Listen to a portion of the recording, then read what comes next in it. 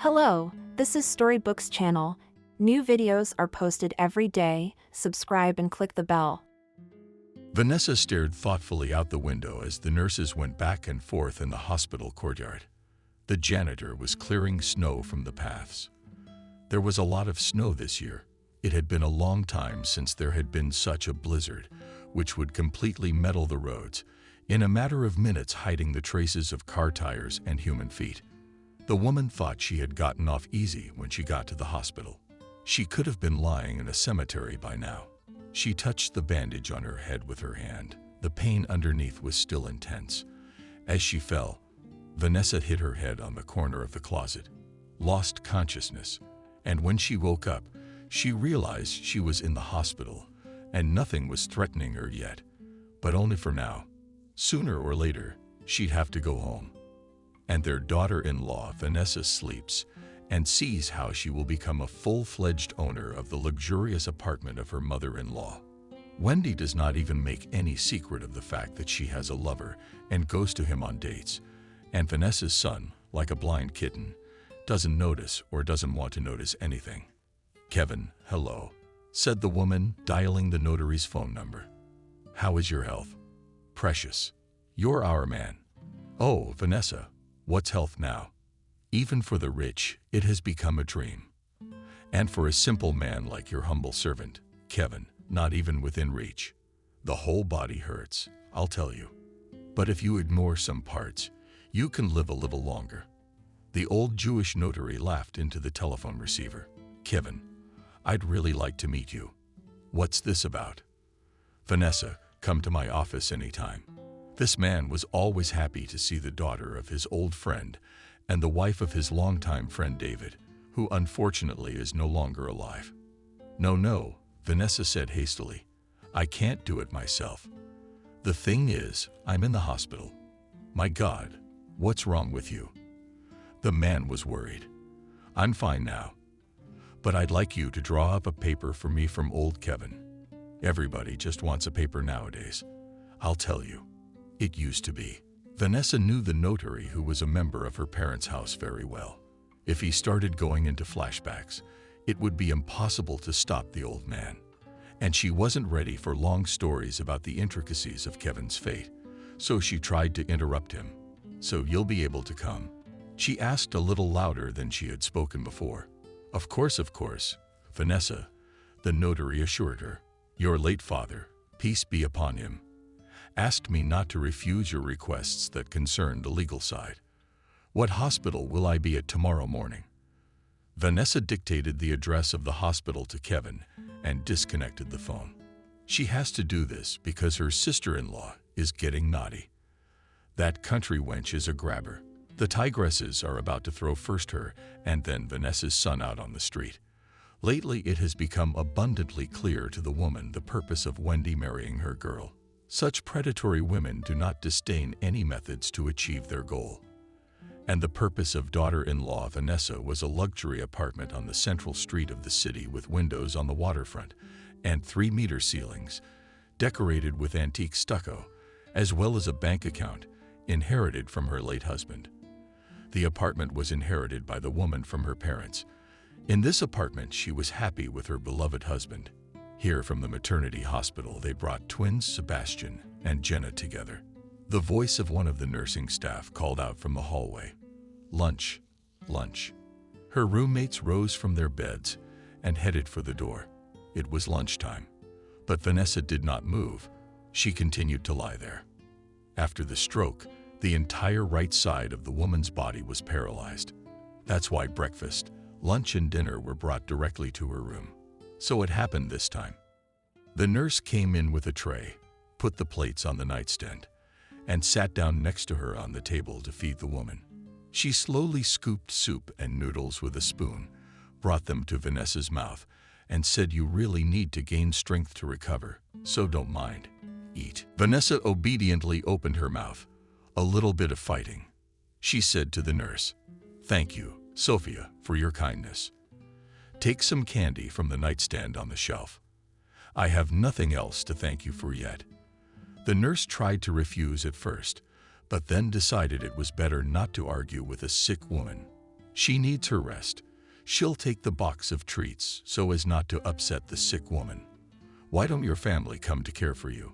She asked Vanessa, adjusting her pillow. There is no one, Sophia. The woman answered sadly. My son is away on business almost all the time, trying to earn money for his young wife. And the daughter-in-law, could she come at least once a day? At least give you some home-cooked food. We don't have very good food in the hospital, you see. My sister-in-law has no time for me, Vanessa replied. In the year that Wendy had lived with them in the same apartment, she had never become close to Vanessa. The girl did not consider her mother-in-law at all. On the contrary, did everything to get rid of her. Wendy constantly scandalized with Vanessa, and their last quarrel was the reason that the woman went to the hospital. Don't worry, Sophia assured the nurse. On my shift, I'll be sure to take care of you.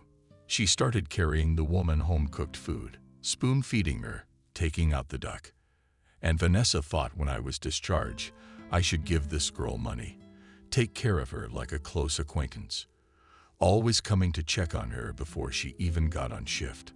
Vanessa was born in the family of a large official, Sebastian Smith. Parents were already not young, and such a mom and dad. Also, they say, age parents. But for Vanessa, they were always the best. The girl's mom was the director of a weaving factory. She spent all her time at work. Williams kept the apartment and her daughter in order. A woman who lived with them in one of the back rooms. For as long as she could remember, Vanessa had always been there. No one called the woman a housekeeper. She had long since become a member of the family, as well as a nanny. Vanessa Williams cleaned the apartment, cooked dinners, forbade the girls pigtails, since her mother was often not at home. Vanessa confided all her secrets to the nanny, and the latter treated her like a daughter, or rather, like a granddaughter. She checked her homework, made sure Vanessa was dressed warmly for walks, knitted socks and mittens for her from sheep yarn. All diseases come from the feet, Williams said for the 100th time, forcing Vanessa to wear wool socks. Feet should always be warm. The girl didn't always obey her nanny, but they were mostly friends. When Vanessa entered the institute, her father brought an older man into the house. Williams would set the table in the large living room, arrange the cutlery, and the mother would greet the father and the guest. Introduce yourselves. Introduce the stranger to his wife and daughter. This is David. He was transferred to our department from another agency, so now we'll be colleagues. We're going to do one big thing. The man had kind, beaming eyes. Very nice, he said, handed the mother ribbons and a bouquet of flowers, and the girl a box of chocolates. Vanessa ran off into the living room. Williams, look what candy David brought. She showed the gift to the babysitter. Don't open the box. Eat normally first, the nanny warned the girl. Williams knew that Vanessa had a sweet tooth and made sure that she had as little candy as possible. At the table that day, there was a relaxed, friendly, almost family-like atmosphere. Vanessa's mom enjoyed keeping the men talking. It seemed fun. After that dinner, David began to frequent the Smith home. Usually, they locked themselves in his father's study, talked about something, and then went out into the living room, where Williams treated the men to tea with girlfriends. One day after such a tea party, David approached Vanessa. Vanessa, could you keep me company? I'd really like to take a walk along the promenade. It's such a beautiful day. It was a nice May day outside the window. The girl had a summer session ahead of her, but she didn't care much about preparing for exams and credits. She was sure that she would pass everything and move to the 5th year of the economics department. Vanessa gladly agreed to David's proposal, received a nod of approval from her father, and went to her room to change. Vanessa will graduate soon, Sebastian told David.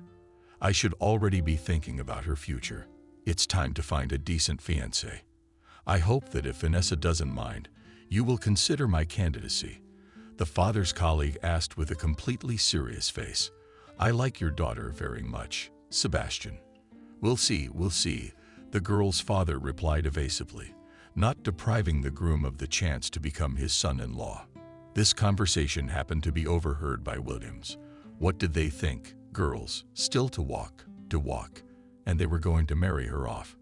She thought as she took the dishes into the kitchen. Vanessa enjoyed the walk along the promenade. David was 15 years older than her and told her many interesting things. He even read Bloch's poems. He came to the capital from Siberia. Career. The man quickly went uphill. A true Siberian, David had a strong character and was not afraid of difficulties. He knew that he had a special place in this big city. The only thing that did not work out for the man was with women. It was high time to get married. This hinted and his colleagues. But where to meet a woman who will be a faithful wife and friend when you are constantly at work or on business trips? Sebastian's daughter charmed him at first sight with her directness. The girl was well brought up, studied in one of the best universities in the country. Not bad. Herself. Vanessa and David began to meet sometimes, spent time in cafes, went to the movies and exhibitions. After the session, the girl had a lot of free time. Outside the city, the family had a large dacha in a pine forest. Usually Vanessa and her nanny spent the whole summer there. Williams thought that Vanessa should breathe fresh air, not exhaust fumes, and took her to the dacha. David began to come to their foreign cars to visit them, bringing different goodies. Sitting in the gazebo, they talked about all sorts of things. Only the man did not like questions about his work. "It's the most boring thing I can tell you," he said. Vanessa didn't really insist. She asked more out of politeness how things were going at work and didn't want him to talk about it at all. Williams did not interfere with the young people, but looked out of the window, noticing things that a stranger would not have noticed. For example, she saw the man looking at Vanessa with amorous eyes, how each time he tried to take her hand. But Vanessa was not particularly amenable to such manipulation. Williams brought her up well, taught her that with men you need to keep an ear to the ground. Strictly for our girl Zhenya, their view on the ice case, 15 years older. She should have a young one to run to dances. The woman thought to herself, taking a tray of pies out of the oven. She put tea and treats on a tray and took them to the gazebo. "Enrich yourselves," Williams said, and went into the house. "Your housekeeper's pies are very tasty," praised David. "I can't get enough. I can't get enough. But my hands are still reaching for more." In mid-August, Vanessa and Williams returned to the city. Soon Vanessa will start the most important period. She has to prepare for her diploma. Before the new year, David returned from a business trip. A man came to their apartment. He and his father talked about something in the study for a long time. When they came out, the father told Vanessa and her mother that David wanted to talk to them. "I would like to ask you." He turned to the father's wife, Vanessa, and to Sebastian. "Your daughter's hands. I've been in love with Vanessa for a long time. I promise I'll do anything to make her happy." Cheeks. The girl's proud scarlet coloring. She sat with her eyes down from the doorway. Williams was watching. Now it was time for the groomsmen. "Matching David to our girl," she thought. Vanessa's mom smiled like that, and Vanessa agreed. "Did you ask her?" "I'm sorry. No." The groom was embarrassed. "I decided to enlist your support first. But Sebastian and I will be happy to have such a decent and respectable man by our daughter's side. What do you say, daughter?" She looked at Vanessa carefully. She could not say that Vanessa was in love with David, but she definitely liked this adult, intelligent man. He made her feel at ease with him. In all this time, he had never once done anything to push her away from him. "I agree," Vanessa replied, looking into David's eyes. "This case needs to be cleared up," her father said cheerfully, pulling a bottle of champagne from the bar section of the buffet wall. Williams jumped up, setting it on the table and a box of chocolates. Sebastian poured the sparkling wine into glasses, looked around at everyone present, and said, "But now we are calm for our daughter." Advice, as they say, and love. The young all took a dip. The clinking of glasses brought a share of joy and fun in the slightly tense atmosphere of matchmaking. "You'll get your diploma and you can have a wedding. I'll make sure it's the most beautiful and lavish. After all, Vanessa is my only daughter. New Year's Eve was coming. This holiday always gave hope for the best. Everyone was in high spirits. Vanessa felt that a new life and many joyful events were ahead of her, one of which was a wedding. But fate ordered otherwise. When the New Year's vacation was over, the household returned to their usual activities. Vanessa was preparing for the defense of her diploma, and sometimes met with David. Her parents worked and occasionally shared news at dinner, but her father was in a bad mood more and more often. Was he in some kind of trouble at work? Vanessa could hear her mother reassuring her husband. Everything will work out. Don't worry so much. You have a bad heart. Her father's health left a lot to be desired. He said that he would marry off his daughter and retire. I will live at the cottage, breathe fresh air, fish, and wait for my daughter to give me grandchildren. Sebastian dreamed. One day the phone rang in Smith's apartment. Williams answered the phone. Smith's apartment. I'm listening, she said, in one hand, holding the receiver, and in the other a rag with which she had just dusted off the metal. Nanny's face suddenly turned pale. She, leaning against the wall. Seeing that she was not feeling well, Vanessa ran over to her, snatching the telephone receiver. A man's voice could be heard in it, mouthing something that had started. It had happened in his work office. The ambulance didn't make it in time. Sebastian died before the doctors arrived. A heart attack. Vanessa's temples pounded hard. Her heart was beating feverishly.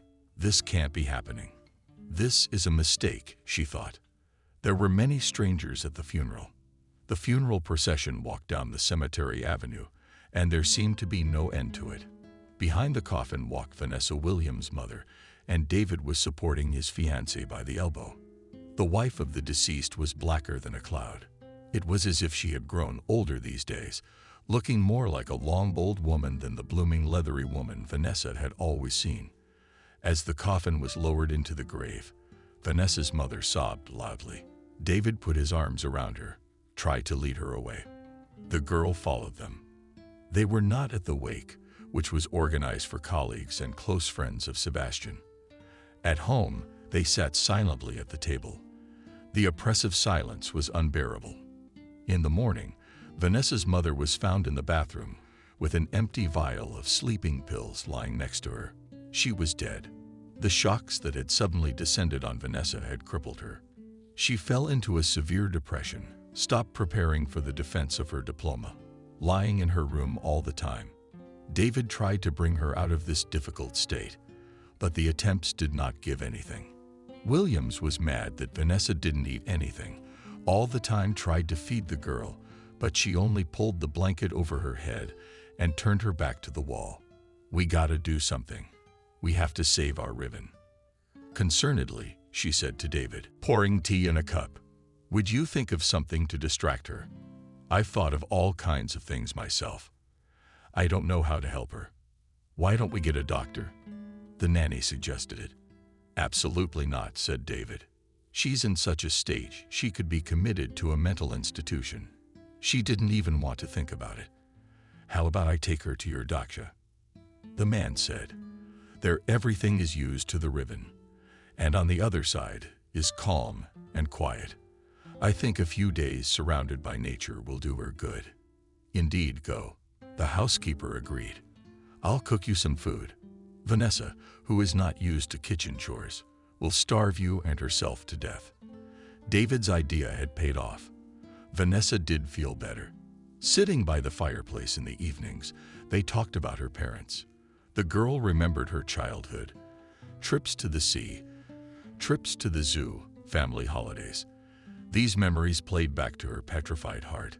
David realized that, having lost her parents, she needed support and a strong shoulder more than ever. You know, Vanessa, said he to her, looking at the fire in the fireplace, I think your parents are at peace with you now. They know you have me by your side. They have given their consent to our marriage, their blessing. I will take care of you. We'll take care of their graves together, visit often. The grief will gradually become less belligerent. You and I will never forget them. But we must move on. What do you mean? Asked Vanessa, I think a lavish wedding is out of the question. A year of mourning at least, but you can't be left alone and unprotected right now. Do you understand? The man took the girl's hand and looked into her eyes. I propose that you and I get married. If I become your husband officially, I can always be there for you. You're probably right, Vanessa replied. She needed David. He's calm. He's caring. She didn't have anyone else so close to her. The man reached out, hugged and kissed her. She felt his strong body, gradually dissolved in his embrace and kisses. Taking the girl in his arms, David proceeded to the bedroom.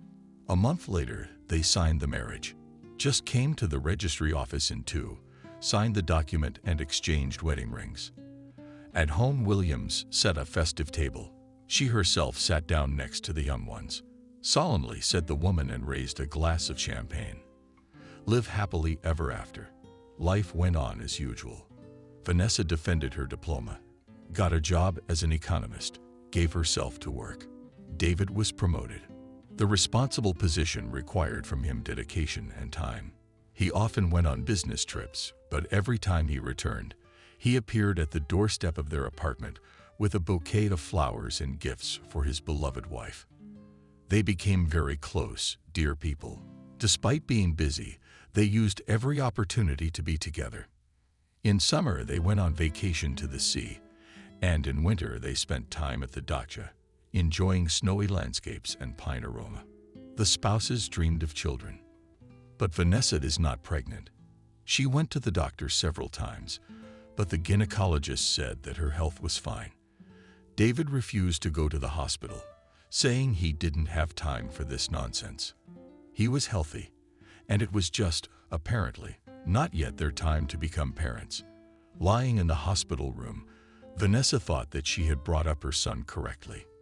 He was her helper, but her daughter, the woman tried not to think about her daughter Jenna, because every time she thought about her, her heart ached. It had been 10 years since Vanessa and David had gotten married. They were preparing to celebrate Vanessa's husband's 50th birthday with Williams. The woman was putting together the menu when suddenly she felt a bad feeling a little wash over Neil's eyes. A nasty lump came to her throat. Noticing something amiss, Williams brought a better glass of water. Worried about her health, Vanessa asked her, "Yes, I'll go swear in later. Yes, doing our business with you." Vanessa mumbled and went to the bedroom. Despite the lack of children, she and David were happy. Her husband loved Vanessa without memory, protected her from trouble, made sure that she didn't need anything. He kept his word to her parents, and Vanessa was happy with him. Every day she felt more and more warmth toward this man who was already starting to sit up. When David came home from work, Williams met him in the hallway. "Where is Vanessa?" the man asked. "Resting in your bedroom. She wasn't feeling well, so she lay down," said the woman, taking David's coat from his hands. "Are you going to have dinner?" "I'll go and see how Vanessa is feeling later." The man went to the bedroom, and she lay there with her eyes closed. Vanessa seemed to be asleep, but she was just immersed in her thoughts. She didn't hear her husband enter.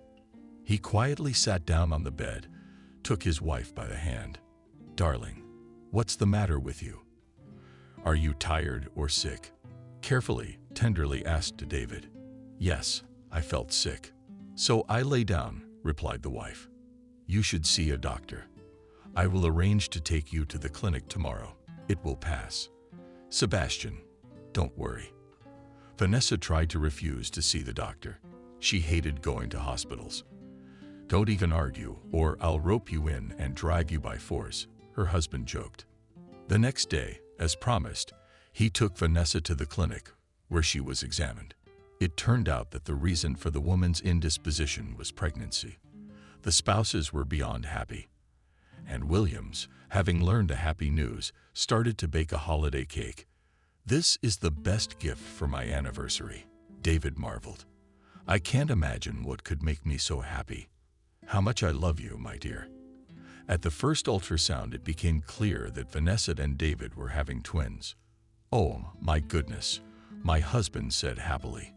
to shoot 2 kids at once for the sake of 2 kids at once. The second medical screening showed that a boy and a girl would be born. The spouses were glowing with happiness, and a son and a daughter at one time. Sister and brother will be friendly, always support each other, and parents will try to bring them up worthily. Despite the fact that the pregnancy was hard, and Vanessa had to go to the hospital from time to time, childbirth went without complications. The first to the light was Alyosha, and 2 minutes later Vanessa heard the cry of the girl's son. The parents came up with names for the children in advance. The girl decided to call Jenna because that was the name of the late mother David, and the boy in honor of Dad Vanessa. The daughter was born chubby, strong, and the boy was born weak, weighed only 2 kilograms, 600 grams. For several days he was not brought to his mother. Vanessa was worried, but the doctor said that it was normal for twins to be born and that everything would be fine. David came to the maternity hospital every day to visit his wife. As a respected man in the city, he could not refuse visits. Every time he entered the room with a bouquet of flowers and a bag of fruit, smile a happy smile. "How are my birds doing?" The man would bend over to the babies and admire their cute little flyers, touch their fingers, take them in his arms, and walk around the ward. "How happy I am, my dear. Pretty soon there will be lots of baby laughter in our house. Those little feet will be running from room to room, and Williams will follow them with porridge and cakes." The couple laughed and rejoiced at the birth of their children. They were now mom and dad, and 2 adorable little ones. How happy their grandparents would be together with them. The fact that the parents did not live to see this joyous event was the only reason to be a little sad. Everything else in life seemed rainbow and cloudless, but the children grew surprisingly distant from each other. Unlike the other twins, who, as people say, are always together and almost never apart, Jenna and Sebastian were not friends. They often fought over toys at school, occupied desks away from each other, and never played together in the yard. Parents did not understand this behavior. You have to stand up for each other. You were in the womb together, weren't you? We were almost born at the same time. And you're taking it? Once again, the father reprimanded his daughter and son. "Aren't you ashamed? Sebastian poured black paint on my drawing, and now I have to paint again. To hand in my homework to the teacher," she tearfully complained. "Daddy, it wasn't me, she pushed me. That's why the paint spilled," Sebastian justified. "Stop it," the father said sternly. "You are brother and sister, so you should help each other, not quarrel. Go home, here, and make up now." The children's truce did not last long. They quarreled constantly, easily finding reasons to quarrel. As they grew older, they fought even more violently. One day Jenna from cut with scissors favorite t-shirt money. Then the guy took her hairspray and ruined her dress, which was prepared for the prom at school. Parents rushed into the room at the noise. The kids are all grown up now, about to graduate from high school, fought desperately like street teenagers, and the father dragged Jenna and Sebastian to different corners. "This is unthinkable," he scolded his offspring. "You're not just sibling twins. You're supposed to be one, but you're constantly pulling away. When will it finally stop? I'm asking you." "Soon, Daddy," Jenna said. "Soon, I'll go to college and leave you. Then live here with your favorite girl." Because the son was born weak, his parents, without realizing it, did more favors for him than Jenna, and the girl took offense to that. She was an excellent student, drew beautifully, gave great hopes in art school, dreamed of entering the Academy of Painting. Sebastian studied mediocre, often brought home unsatisfactory marks, but his parents did not scold him for this. Again and again they hired tutors, hoping that the guy will pass the state exams well and will be able to enter the university. Vanessa was most of all worried about her son's future. Sometimes, when they were alone, Vanessa would tell her husband, "You must support Sebastian. Get the support of people you know, to get him into the institute if he doesn't get a passing grade." "I'm not sure about that," David replied. So why was the wife getting nervous? "First of all, it's very ugly. I will go to the offices of officials, and ask for the guy. How do you envision it? Don't you think it's humiliating for me? And second of all, stop patronizing him. I understand that you're going to say that your son will be a child to you all his life, but he's an adult. He should take care of his future. David could give many more arguments, but when he noticed tears in his wife's eyes, he instantly stopped upsetting her. He promised that he would do everything. Sebastian would go to university. Meanwhile, the time of the exams was approaching. Vanessa was worried because recently she had been summoned to school by her son and daughter's class teacher. The teacher was worried about Daima's progress. He doesn't do his homework at all. She complained to the mother of her pupil. He almost doesn't work at lessons. He answers uncertainly at the blackboard. I understand that he is no longer a first grader, but you still need to control Sebastian. Please pay attention to this. Vanessa and David walked together at the presentation of their diplomas. Today their children will receive the main document, which in many ways will determine their future destiny. Jenna is the pride of our school, the principal said, handing the girl a high school diploma and a gold medal. Demon's document, however, was full of threes. It was very upsetting Vanessa. At home, she started talking to her husband again so that he could get her son into the institute, using his connections. Look, Vanessa, David said affectionately, with such grades and unwillingness to learn. Maybe it would be better for him to enter technical school. And if he gets a profession and goes to work, he will become independent. Vanessa sighed. She realized that her husband was right. Sebastian didn't show any ability in his studies at school. What made her think that the boy would do well at the institute, or that David would have to appeal to influential acquaintances every session so that professors would leave his son credits and good grades? In the end, Vanessa agreed. Sebastian enrolled in college. Jenna realized her dream, enrolled in the Academy of Painting, and left for Peter for her parents and grown children. Nothing changed in their lives, except that the apartment became quiet, quarrels, and fights stopped. Sebastian met his future bride in college. The girl finished 9 grades in her small town and went to the capital for a beautiful life. The guy met with her for a year, but did not tell his parents anything. Lately, the father felt badly. Doctors even recommended that he lie in the hospital, but the man waved them off. No way. It's not for me to lie in a hospital bed. He was very worried about his daughter. Jenna was studying and living away from home. She didn't visit even for vacations. She didn't call. And when her parents dialed her number, she spoke one-wordedly and reluctantly. She was offended at them for the fact that all her life they have been favoring her brother in all his indulgence.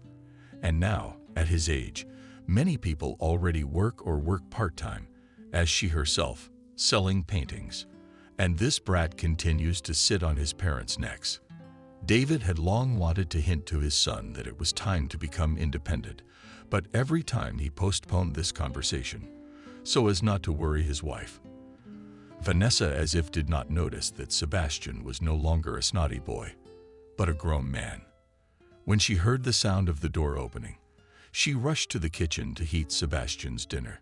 She always gave money for expenses, even though her husband forbade her to spoil her offspring. When David found out she was slipping her son money again, he grumbled. Jenna herself lives away from us, selling her paintings. She hasn't asked for a dime in all this time. 1 year old, and all the time she's coddling him like a little kid. Stop it. It's time he became a man. Why do you and Jenna want to live away from your parents' house? Let her live like that.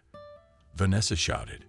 Sebastian had been getting it from her all his life, like a cat and a dog. Let him enjoy the peace now. Didn't you give Jenna money quietly? And now you're probably putting it on a card as soon as you get a chance. Don't compare, Vanessa. Sebastian's a man. He should act like one, not sit under his mother's skirt. David was angry. His face instantly turned a shade of purple. He's not sitting. Vanessa continued to defend her son. She was offended that it was possible to play on her favorite. He's studying, getting a profession, just like you wanted. When he gets his diploma, he'll go to work. It's hard enough for him now. But of course, your Sebastian is having a hard time with something that other people don't have a problem with. And Spartacus David, you suddenly grabbed your heart and fell on the couch. What's with you and your wife running around him? Are you sick? Wait, I'll get some medicine from the kitchen. The woman ran away, took out the medicine cabinet, quickly went through the pills and vials with medicines, poured a glass of water. When she returned to the living room, the spouse was dead. The EMTs had diagnosed a heart attack. Jenna arrived on the day of the funeral. She quietly entered the apartment. The mirrors in the rooms were covered with black scarves. The mother sat at the table, unmoving. "Hello, Mother," the girl said. Vanessa didn't even turn her head. Jenna approached, put her arm around her mother's shoulders, and said quietly, "Hold on." But Vanessa jerked away from her. She hadn't shed a tear at the funeral, just stood silent. When the coffin was lowered into the grave, she walked over and threw a clod of earth first. Slowly, she walked away. Sebastian followed her. Jenna waited until the cross was placed on the grave, placed a large basket of red carnations at the headboard. The wake was being held at home. Only relatives and a few of David's colleagues came. Everyone had something nice to say about the deceased. Jenna decided to speak up. Dad was a wonderful man. He was loved and respected by everyone. He was an authority in the service and an authority in the family for us, his children. You killed him. Vanessa looked up from the table. They looked at the woman in surprise. It was you he was worried about, and his aching heart couldn't take it. Tailed back the first chance she got, went far away and left her father and mother. And now you say you loved him. Is that what loving children do? Killing your own father is what you are. Mom, are you saying something like that? Jenna exclaimed. Why are you calling me Daddy's killer? Because you're the reason we argued the day he died. You made him so nervous that his heart couldn't take it. You tore his heart to shreds. I'll never forgive you. Vanessa dropped her head on her hand, and Jenna jumped out of the house. The guests, one by one, quietly got up and left. They had witnessed a disgusting scene. Vanessa had been observing mourning for her husband for a year. She and her son had gone to visit his father's grave. As they cleaned up the collected grass, the woman wailed, "If you knew how hard it is for us without you, my dear. The girl and I are all alone. Williams has gone to her village. I'm all alone on the farm. Your Jenna hasn't called at all. She hasn't even come to the grave. She hasn't brought flowers for her father. Your favorite." Vanessa, lost in herself, didn't even notice how Jenna quietly approached the beds. In her hands were red roses. "Hello, Mom," she said it through force, as if it was very difficult to say the words, and yet the evil mother said it. Conscience gnawed at her. "Come on, Sebastian." They left, and Jenna put flowers on the grave. She took a rag out of the bag and wiped the monument clean of dust. She had something to tell her father. A few months ago, Jenna had given birth to a son. They say that if in 1 year someone in a family passes away and another person is born at once, he will make up for the loss, replacing the grieving relatives of the deceased. Jenna spoke, turning to the picture on the monument. "Thanks to Nikitka, I'm relieved. Dad, he looks a lot like you, his grandfather. Ah, if you had seen him, you would have loved my baby and your grandson very much." The morning at home, Vanessa put the mourning bandage back on her head. Sebastian, who came in for breakfast, shook his head sadly. "Mommy, don't you think you should stop grieving for your father? You can't bring him back. You have to move on. Life goes on." He took a piece of bread, spread butter on it, and put 2 slices of cheese on top. "All the more so because I have important news for you that I've been wanting to share with you for a long time. I didn't dare because I've seen you killing on Daddy." "What is the news, son?" Vanessa asked. "I have a girlfriend. We've been dating for a long time. We met in college." The boy's eyes shone at the memory of his beloved. "Her name is Wendy, and she's very beautiful." The mother smiled, stroked her son's head.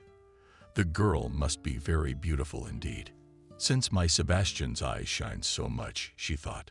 Tomorrow I want you to meet her, and I'll cook you something nice for dinner. Of course, son, bring her to our house. Don't worry about dinner and treats." Vanessa suddenly felt her soul begin to heat up with this news. Her son was in love, and maybe soon he would marry. She would have a daughter-in-law to help her mother-in-law take care of the babies, and Vanessa herself. All the next day, she glowed in the kitchen. Vanessa was patronizing the meat in the oven, but she was cutting salads. And there was a pan of dough on the table. There would be Sebastian and his sweetheart a sweet pie with yesterday's. The woman thought of her son all grown up. He already had a girlfriend, and if everything went well, he might have grandchildren soon. Vanessa heard the sound of the door opening. She quickly took off her apron and hurried to meet her son and the guest. Sebastian introduced his beloved. "Let's get acquainted. Mom, this is Wendy, my fiancée. And this is my mom, Vanessa." The boy was glowing with happiness. His mother smiled too. "I'm so glad. Wendy, come into the hall." The girl was really beautiful. Her dark, long hair fell from her shoulders in bouncy curls. The precise figure attracted the eye at once. Wendy threw off her high-heeled shoes and followed Sebastian, while the woman set the table. Wendy and her son looked at the pictures in the family photo album. Vanessa paused nearby for a moment. When she saw the picture of the family with her late husband and Jenna, who had left them, going to the seaside, the woman felt a little sad at the memory, but she tried to banish the unhappy thoughts from her mind. After all, today was a very important day. Her son introduces her to his girlfriend for the first time. At dinner, Vanessa decided to ask Wendy about her parents. Not that she cared what kind of family she was from or what mom and dad did. She just needed to keep the conversation going. "I'm from a small town. My mom and dad are simple people. My mother sells clothes at the market, and my father works as a construction foreman." Wendy answered without a trace of embarrassment. "There is no place to study, so I came here and met a girl." The girl looked at the boy in love, but Vanessa thought that she did it theatrically, naively, insincerely. Then she tried to change the subject. "What are you going to do after college?" asked Wendy, Dema's mother. "Mom, what's the matter with the girl? Let me eat in peace." Sebastian tried to spare Wendy from mom's questions. "It's no big deal. It's just that your mom wants to get to know me better." The girl interrupted him. "In general, by education, I will be a technologist on sewing outerwear. But frankly, I do not want to work in the specialty. I think that a wife should spend more time with her husband, not to earn money." The word wife cut Vanessa's ear. She thought the girl had far-reaching plans. She already sees herself as her son's wife. On the one hand, there is nothing wrong with that, but on the other, Vanessa was not very pleased. Why? She didn't understand it herself yet, but something enriched her. Wendy seemed to her something fake, like a doll that looks at you with a smile from a store window, beautiful eyes. But there was no human warmth in them. Sebastian noticed how his mother's face changed when she heard the words husband and wife. He decided to take the lead in the conversation. "Yes, Mom. Wendy and I are planning to get married. Next week we will apply at the registry office. We've already picked a date. We'll get married right out of college. Maybe we should get a job first. Start earning money so we can have a wedding reception, for example. Actually, it's his parents' responsibility to marry their son." Vanessa intervened in the dialogue. "And Sebastian and Wendy. It's always been done that way. Parents marry their children, so to speak. They give their blessing, perform the wedding, and then the young people start building their own lives." Vanessa didn't understand what so much offended her in the girl's behavior, in her words and even in her tone. It was pointless to argue. In the past, it was always the parents who organized weddings. But Vanessa is retired. Her husband's in the grave. There are, of course, some savings and money in the account, which the husband saved for a secure old age. But to simply skip out on the financial safety cushion is, at the very least, foolish and thoughtless. Vanessa had no intention of spending the money in her stash. "Say, Wendy," she asked the girl, Do your parents know that you are getting married and that they are going to be involved in organizing the wedding? Are they going to give you money for it? The girl's cheeks flashed Bagram. She could see that she was uncomfortable with the question. They will know when we apply. Why say it before the time? Will they give us the money? Where will they go? I'm their only daughter. If you want, the girl and I will do the math and give you an estimate. And you and my parents will put in a 50-50 split. I think that's okay. Well, normal is normal. Vanessa tried to change the subject of the conversation, which was beginning to heat up the atmosphere at the table. How do you spend your free time, Wendy? She asked. I go out with my friends. Sometimes we go to a club to dance and relax. Began to list her entertainment. Vanessa thought to relax. Strange. What is it that today's young people are so tired of? She clearly didn't like her son's choice, but the woman decided that Sebastian has the right to choose his own wife. And since he loved Wendy, Vanessa was going to clear the table and asked Wendy to help. Shall we bring the cake and the tea set? Not at all. Trying to look friendly, said Sebastian's mother. Mom, let me help you myself. Suddenly, the son volunteered. The boy grabbed the plates and carried them to the kitchen. How do you like her, right? She's a wonderful girl. Wonderful, Vanessa said thoughtfully. She didn't want to upset her son, didn't want to fight with him. The woman thought there was still time to open Sebastian's eyes to his girlfriend. And the first meeting shouldn't be marred by squabbles and figuring out who's right.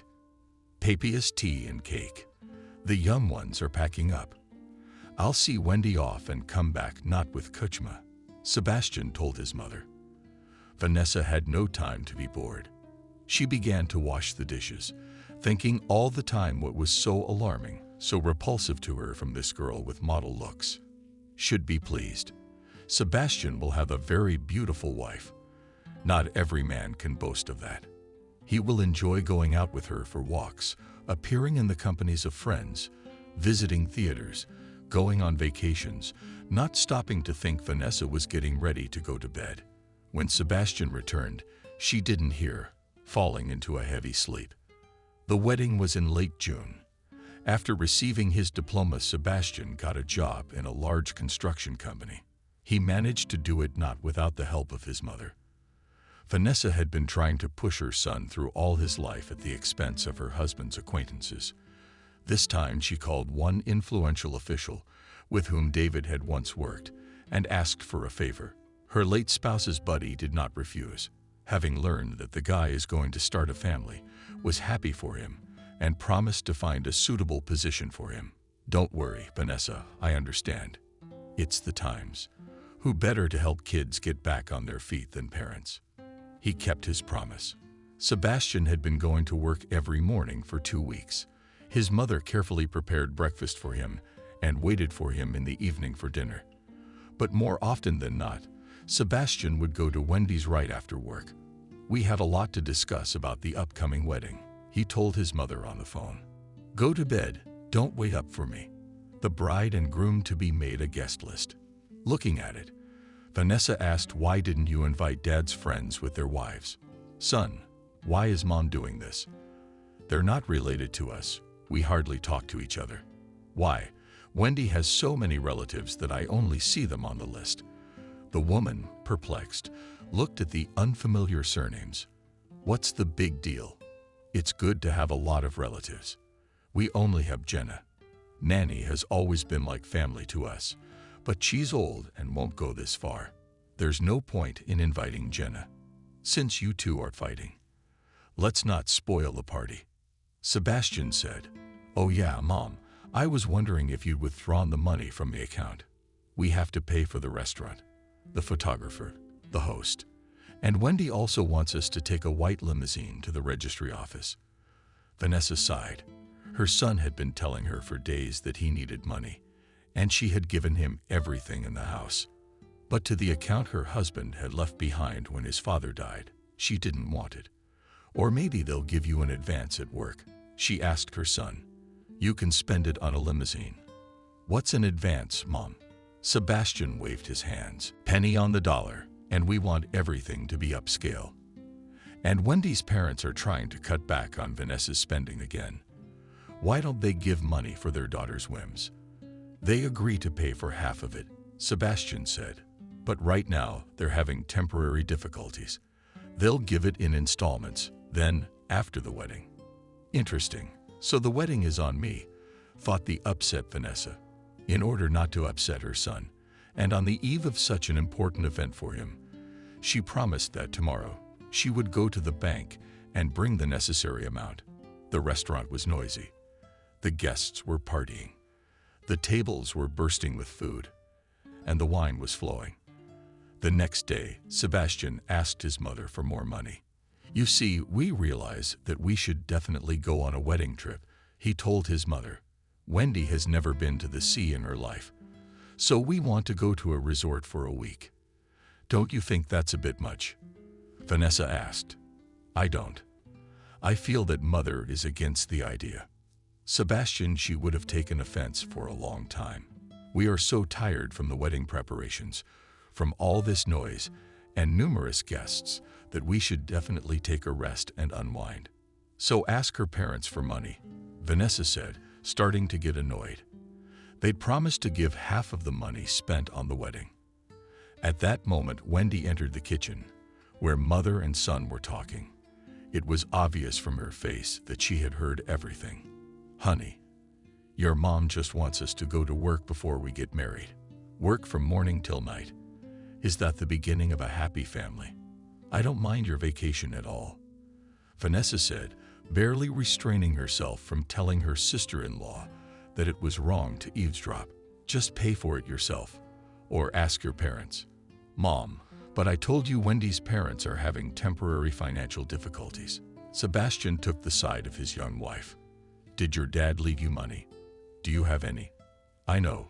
It's in the bank and doesn't do any good except for a pittance of interest.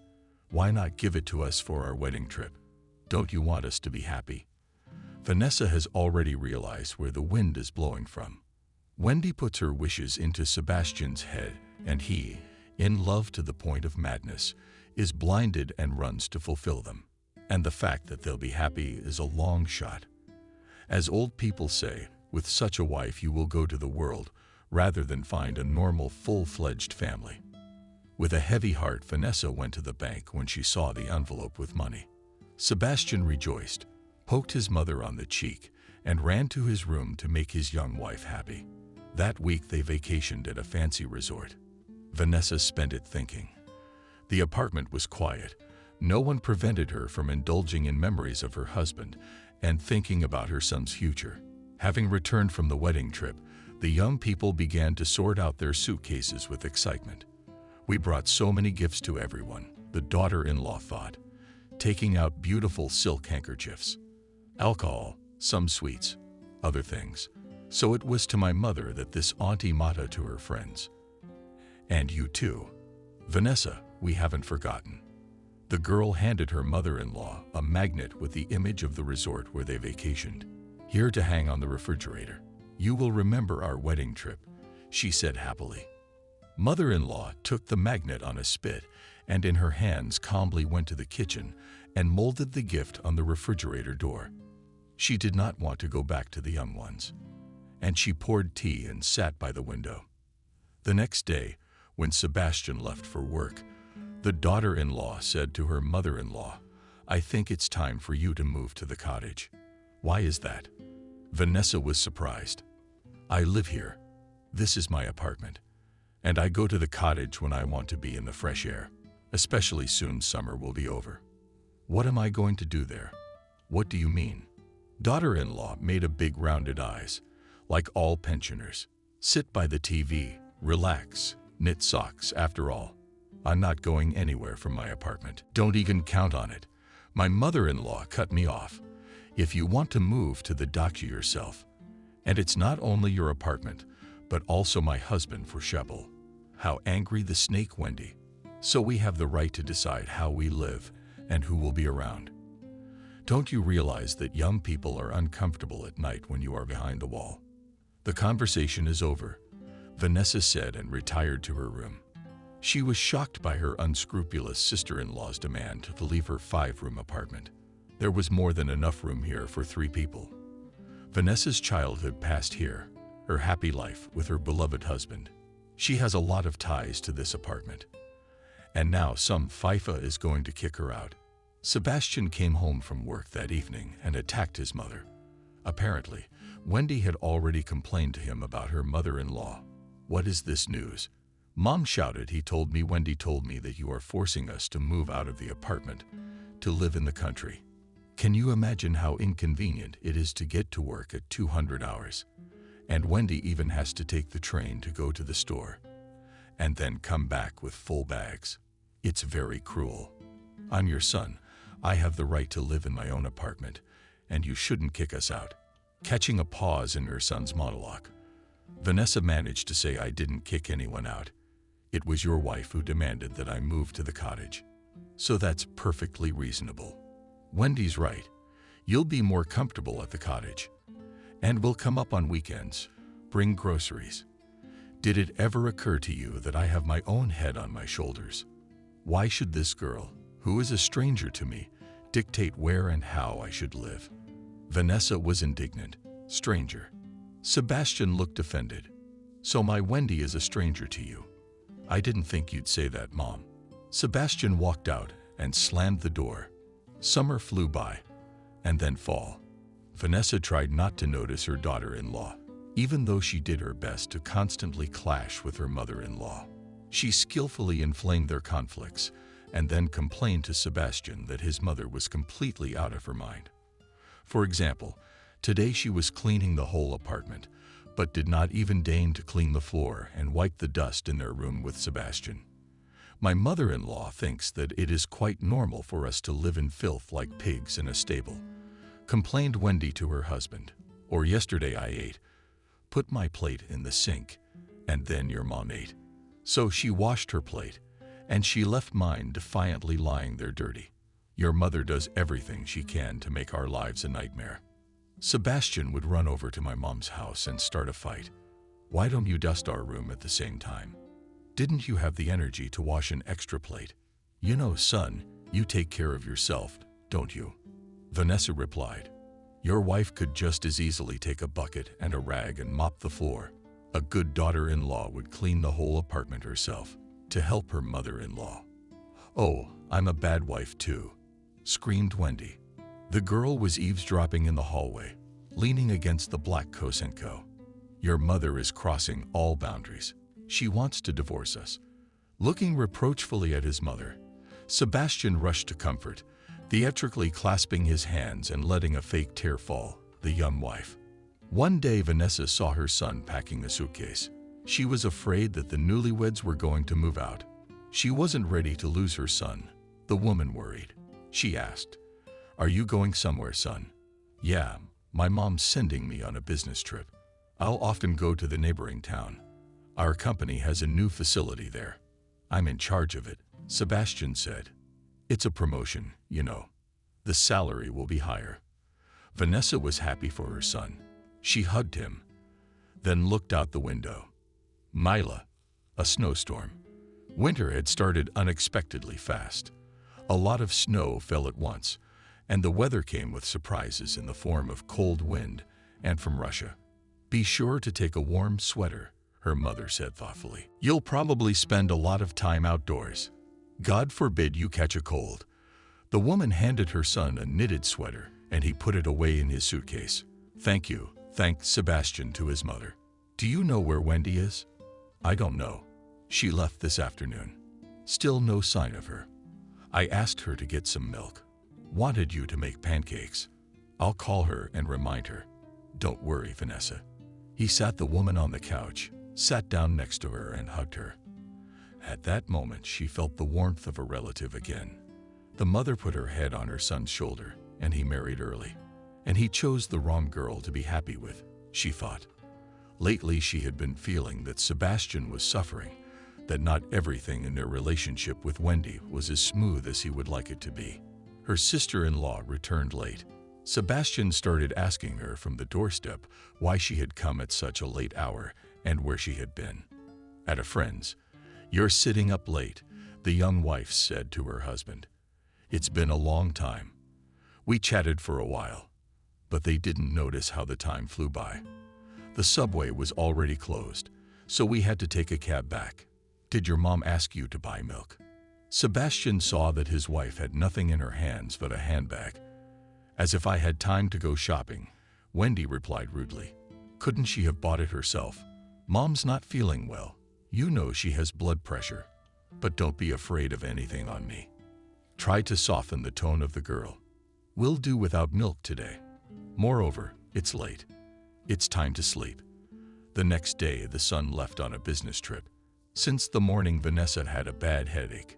She took a pill, tied a towel on her head to somehow reduce the throbbing in her temples, and lay down, dozing off. After a while, Vanessa woke up to a loud noise. The woman struggled to get up, went into the kitchen. Her sister-in-law was slamming cupboard doors, dropped a pot from the stove on the new, searched for something in the refrigerator. What's going on? Vanessa asked. What are you doing? What? I just got into bed. How bad is your headache? Pressure, I guess. You're asking what's going on. Wendy yelled at her mother-in-law. I woke up, I wanted to eat, and the house was a mess. It's lunchtime, and you haven't cooked anything yet. Are you trying to starve me to death? You're right, said the mother-in-law, trying to keep her voice down. It's already lunchtime, and you're a noblewoman. You've only deigned to get out of bed. I don't feel well. Cook something yourself. There's no food. I've been through everything. You wanted to fry some eggs with sausage and tomatoes. My sister-in-law resented me. What were you doing at 12 o'clock? What, you couldn't go to the store and buy groceries? I told you in Russian. I don't feel well. Tried to call the daughter-in-law to compassion mother-in-law, but it was as if she did not hear that the woman needs help. Why all this to me? Keep yelling and cursing at my husband all the time at home. No, so I have to take care of his sick mother. No, old girl, you're not gonna get that from me. Wendy pushed Vanessa in anger. The woman's eyes went blurry. She fell, passed out. The daughter-in-law was afraid she had killed her mother-in-law. She cautiously approached, bent slightly over the woman. Vanessa, are you alive? Hearing no answer, she picked up the phone and called an ambulance. Lying in bed in the hospital room, Vanessa thought back on everything that had happened to her since Sebastian had brought Wendy into their home. The elderly woman's life had become a nightmare. Constant scolding, complaints from her daughter-in-law against her mother-in-law, and tantrums. No, this is not how she envisioned her quiet old age. Vanessa thought her son would help her and her daughter-in-law would become Jenna's second daughter. Vanessa's daughter doesn't call or ask how her mother is doing. She does not even know that Sebastian is married to this unscrupulous girl. The anniversary of David's death is coming up. Will Vanessa be able to recover, to gain the strength to go to the gravesite? There she can cry, share her troubles with her husband. Maybe she would find the answer to how to go on living. There was a soft knock on the ward. The door opened ajar, and a short man with a picky tummy entered. May I? He asked and headed toward Vanessa's bed. Vanessa, how is your precious health in the Jewish way of speaking? Kevin asked. Hello, dear Kevin. The woman rejoiced. No one came to see her, so she was glad that she could not only do what she had planned, but also talk to her late husband's friend. The notary moved a chair over to the woman's bed, sat down, and placed a plump leather folder in her lap. Vanessa politely inquired about Kevin's business. What business is there? The notary shook his head. There are inheritances or marriage contracts. It's always the notary's job to get the paperwork right. And I suppose you called me here on business, too. Yes, dear Kevin, the woman said. It seems to me that I will soon follow David Nikolaevich. Don't talk nonsense, my blooming woman. The man waved his hands at her. Did he call you from there? It's too early, too early. You've made up your mind. What business do you have with me? Vanessa asked the man to raise the cushion higher so she could sit on the floor. It made her more comfortable. She shared the latest news with an old friend of her husband's. She complained about her daughter-in-law. My son's wife is a completely unscrupulous person, Vanessa said. She only wants money and our square meters in the center of the capital. Do you realize now what kind of a snake my son has harbored? I do, replied the notary. I suppose you want to make a will for Sebastian, David. Not quite, the woman replied. What surprised Kevin? I think she wants to kill me. My son is like a blind kitten. He doesn't notice anything. He believes his Wendy unconditionally. And I don't feel safe. That's why I decided to invite you. My dear, she told about her plans. The man's eyebrows flew upward in surprise, then swore, then fell back into place. In the end, he sketched out a preliminary version of the will on paper, gave it to Vanessa to read.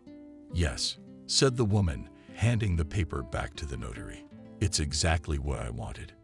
In fact, precious. Vanessa, did you manage to surprise the old Jew? Kevin said, tucking the paper into the folder. But I will do your will. Everything will be in the best possible way. You just don't worry, so as not to harm your health. The man said goodbye to Vanessa, bowed politely to her roommates and left. The woman closed her eyes and tried to sleep. She was awakened by her son's voice. Mom, how are you? Sebastian was sitting next to her on a chair. He took his mother's hand. I came straight to the hospital when I heard what happened to you. You can't go to all that trouble. Wendy told me everything, not understanding everything. Asked her mother, how did you lift a heavy pan and fall? It's still good that my wife was home, called you an ambulance, went to the hospital with you. I'm so grateful to her. The son stroked his mother's hand, looked at her tenderly. I brought you some fruit. I'm sorry, Wendy. I wanted to make you something to eat, but I didn't wait. I rushed right over to your place, and she's so upset that no one's gonna feed you here. Vanessa listened to all this news about her son's caring wife and couldn't believe her ears. What a hypocrite this Wendy is. They put noodles on Dim's ears, and now she was in the chocolate. They take care of us, mother-in-laws, as if we were their own mother. Don't worry, the food here is decent. Vanessa tried to calm her son. Sometimes my sister Sophia comes to me and feeds me from a spoon. Thanks to her, she's a good girl who helps patients she doesn't know, said Sebastian.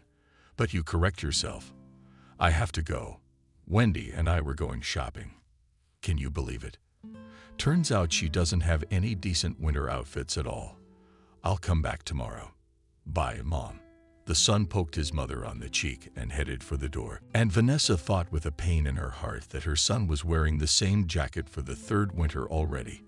But he did not think of himself now to dress up his young wife.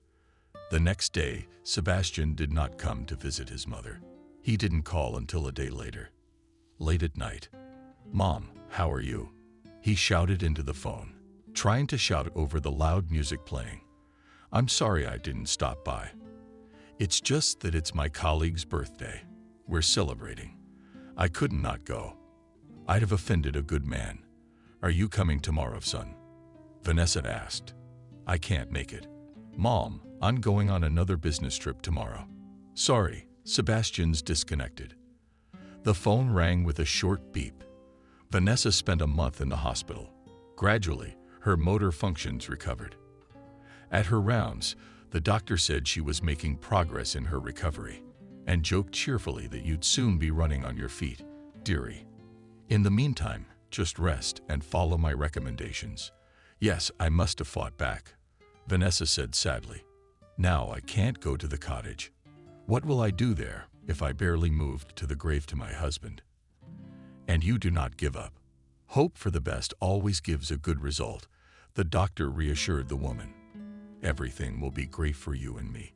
On the day of discharge, Sebastian arrived at the hospital. Before going up to his mother's room, he went to see her doctor. Tell me, doctor, can Mom make a full recovery? The doctor noticed that the boy was anxious, worried about his mother. Absolutely. Don't even doubt it, the doctor replied. We've treated her well. Now it's up to you. It's up to us. Sebastian didn't understand. Vanessa needs care, rest, and massage. Of course, good nutrition is very important because the patient's body is weakened. The doctor gave some more recommendations on how to take care of the patient. He signed some papers and allowed Sebastian to take his mom home. Her son drove her to the hospital exit in a wheelchair. They walked to the car in small steps, taking short breaks so Vanessa could rest. The guy realized that it would be difficult for them to get home with their sick mother on public transportation, so he called a cab. Looking at his mother's legs, he thought it was good that the house had an elevator. Otherwise, we'd be climbing stairs with her. At home, he helped her undress, put her to bed. "You get some rest, and I'll cook something to eat," said Sebastian. He bought dumplings, and the package is just boiled. "Where's your wife, son?" asked Vanessa. "She went to a friend, and they are planning where to go on New Year's vacation." She heard the voice of her son, who went to the kitchen to make dumplings for himself and his mother. Vanessa noted with annoyance that her daughter-in-law did not care about her son at all. She only had entertainment on her mind, which required serious expenditures. When the woman entered the apartment, she noticed that at-home things were lying on the floor, and in the hallway stood unassembled suitcase of her son, which he took on a business trip. The mother felt bad for Sebastian, but she also chided herself for not being able to change his mind about marrying this version of griping. When he had first brought her into their home, one had to insist to open her eyes. Sebastian, that this cowardly will not make him happy. That's where it is, the longing when a sick mother-in-law and a starving son needs help. Sebastian returned to his mother's bedroom with a plate of hot dumplings. He helped the woman into bed, adjusted the pillow. The son took care of his mother as best he could. Clumsily, the dumplings fell apart, and the slice of bread he brought was clearly not the first freshness. Vanessa was worried that she couldn't go into the kitchen yet, with the former ease of kneading the dough and baking Demkin's favorite pie with yesterday's. "Very tasty," she said, pushing her plate away. "Yes, you only ate 3 dumplings. Let's have some more." Sebastian was encouraged by his abilities. No, Vanessa said no. "I had enough to eat." She once again told her son that the food was very good.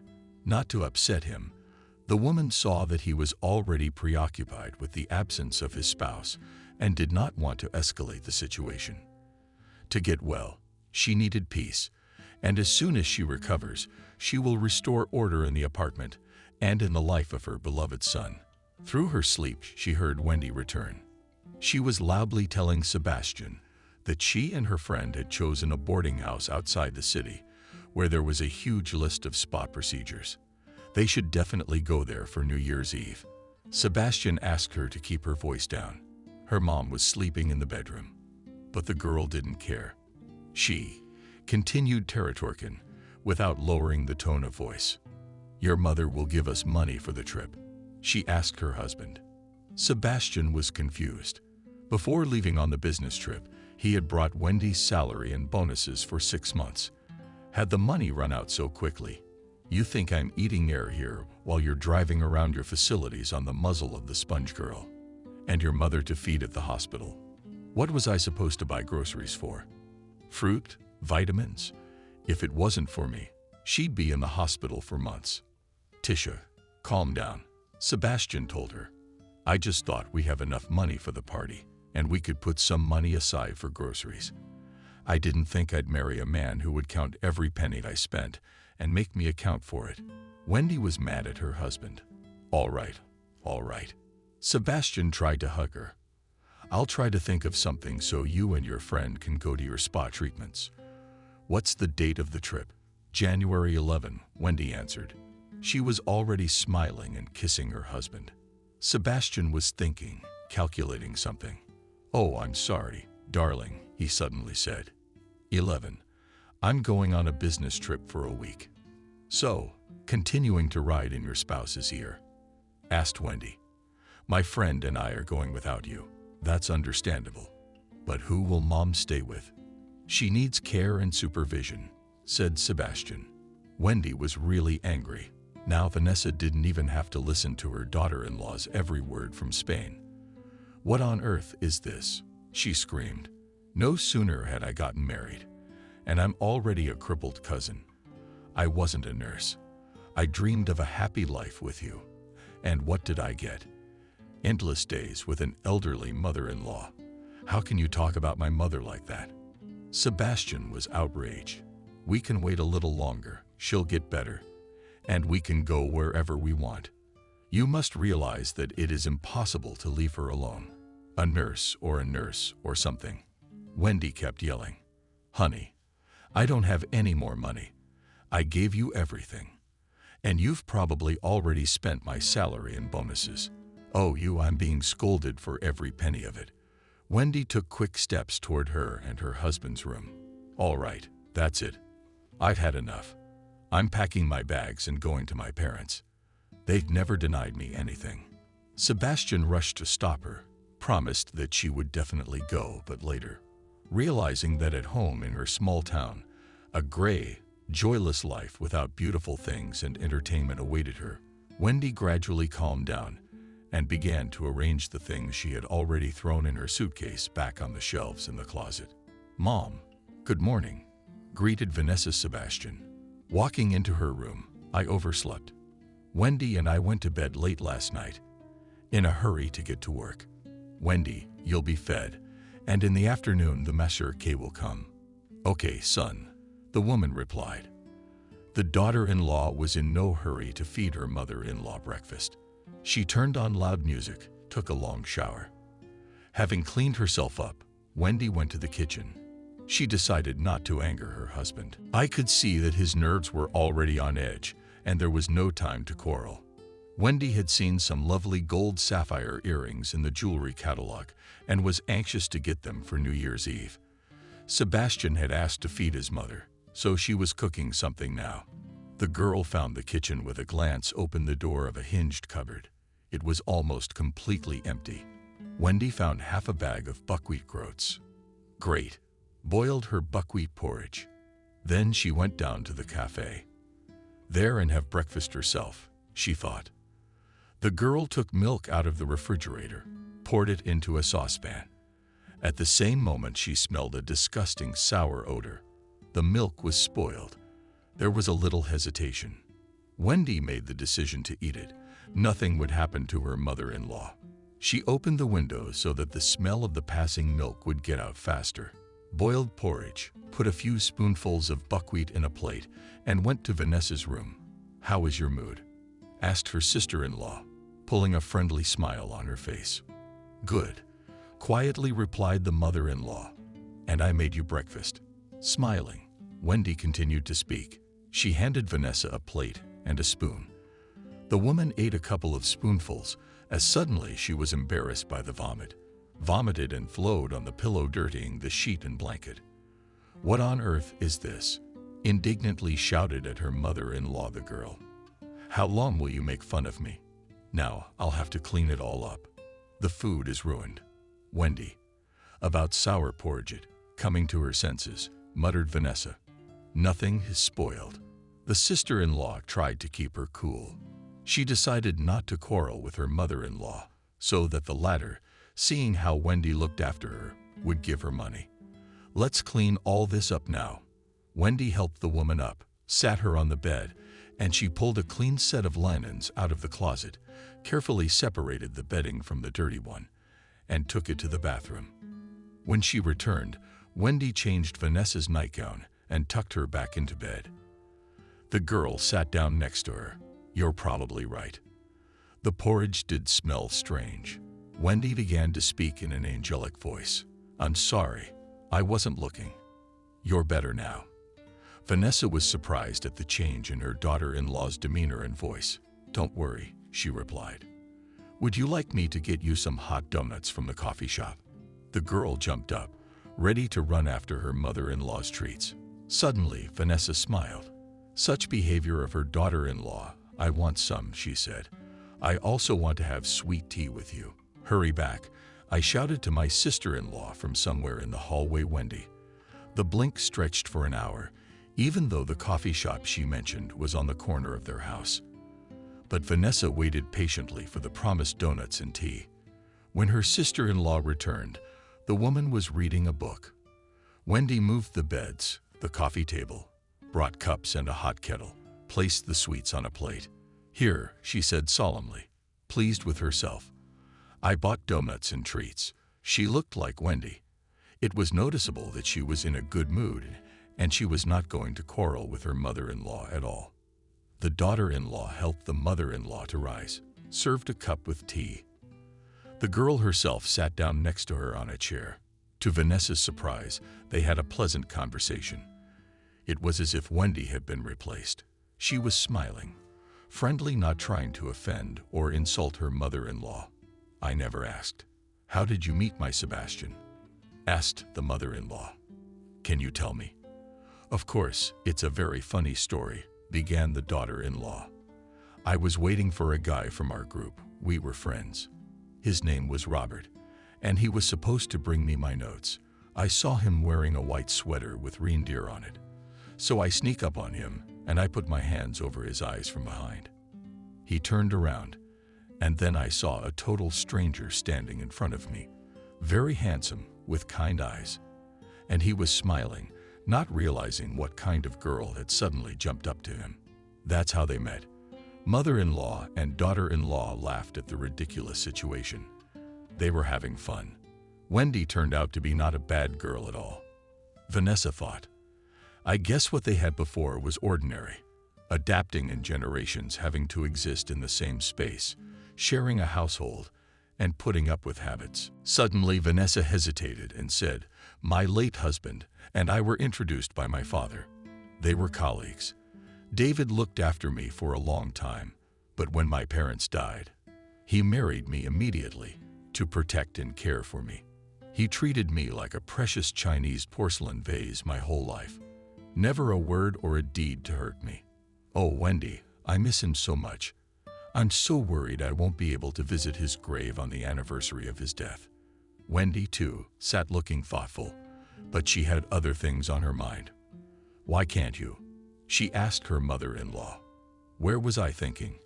I can hardly move, and here to the cemetery to go to the train, then walk for a long time. My thoughts or my deeds. But you'll feel guilty for not visiting the grave, won't you?" Wendy said sympathetically. "And you can't be nervous and worried right now. You need positive emotions and peace of mind to recover. Let me take you to the cemetery." Her sister-in-law's proposal was unexpected for Vanessa, but pleasant. "How will you take me? After all, you don't have a car, and you'll have a hard time with me on the train." My mother-in-law asked. "I have a good friend from college. I'll ask him. We used to be friends. He will not refuse me," assured the girl. "Vanessa, thank you." The mother-in-law took her daughter-in-law's hand, stroked it gratefully with her dry palm. Wendy did not live in Robert's arms. He was an excellent lover. Not like her Sebastian, except he didn't work anywhere. Spent a lot of time in bars and clubs, always asking her friend for money. Sometimes, when the girl's husband was on business trips, Wendy went to have fun with Robert. She herself paid all the bills in the club, and he paid her with caresses and sex that took her breath away. You should have known what I had to put up with that corgi talking. And when I made her bed, I almost ran to the toilet myself. Can you believe that old Jim shits on the bed too? Disgusting grandmother. But you put up with it. Her lover advised her, pressing her to his chest. And just in case she kicks you out of the house, husband will remain, and without a luxurious apartment, and without money. What will we have fun with then? I try, but it's so unbearable, the girl wanted, pulling the sheet over her head and chest. The young man took from the nightstand cigarettes and smoked right in bed. "I have a plan to get rid of the old woman," said Wendy. "What kind of plan?" asked the guy without looking at her under the guise of going to the cemetery. "You and I will take my mother-in-law out into the deep woods and leave her there. She will either freeze to death or be torn apart by wolves. No one will ever know. There's never even any people there. No one will help her. They are too cruel." The boy hesitated. "She's still a human being, but she's elderly and disabled. And to sit without money every day, to change her bed and feed her hated mother-in-law, is not cruel, don't you think?" Wendy had to convince Robert to help her. "Yes, no money is bad, of course," the boy confirmed. "But here's the feeling. "The power of persuasion," said Wendy. "My mother-in-law has an account left to her by her late husband. Apparently, there's a lot of money in there. From that account, she gave us money for the wedding and for the wedding trip. If she's gone, I can manage that money. My fiancé can't refuse me anything, believe me." "Are you sure it will work out?" Robert asked. "You bet I am. I did everything right." Now mother-in-law thinks that I penetrated her kindness, and kindness began to trust me. "Oh, you, my Alice." The guy laughed and hid with his head under the sheet. "Your mom is very worried about not being able to go to your father's grave on the anniversary," said Wendy Sebastian at dinner. "Yeah, you could have hired a cab, but I'll have to leave on a business trip," the boy said sadly. "When I get back, I'll definitely take her. But this date is so important to her. She's so upset, and it could be bad for her health." "I see you've made up," Sebastian said approvingly. "Does your mother praise you so much?" "I'm glad, Sebastian. Maybe I'll take her out. I'm sorry to see her going through this. She told me how much your father loved her." Sebastian's wife suddenly suggested it. "And how do you imagine it?" he asked. "We don't have a car. I'll ask one of my college friends, or at the very least, call a cab. You'll leave money for your mom and me." Wendy hugged him from behind by the shoulders, kissing the back of his neck tenderly. The boy's breathing became heavy, intermittent. "Of course I will," he said, taking Wendy in his arms and carrying her into the bedroom. "How I love you, my darling." The next morning, Wendy saw her husband off on a business trip, made tea and sandwiches, took a yogurt out of the refrigerator, and went to her mother-in-law's room. "Good morning," she greeted Vanessa when she opened the door. "How are you feeling? Ready for your trip?" "You know, Wendy, it's like my whole soul is excited. I just can't wait to visit the grave of David, my beloved late husband. Thank you for doing this for me. You are a very kind girl with a warm heart. Don't praise, or I'll make you proud," the daughter-in-law said in a joking tone, and placed a tray with tea, sandwiches, and yogurt in front of the woman. "Now you need to be well nourished. It's a long journey. You'll need your strength. So let's have a good breakfast." Vanessa obediently ate her yogurt and sandwich and drank all her tea. "Hand me my makeup bag from the dressing table, please. I want to tidy up. When David was alive, I never let myself show up in front of him without makeup and in a housecoat.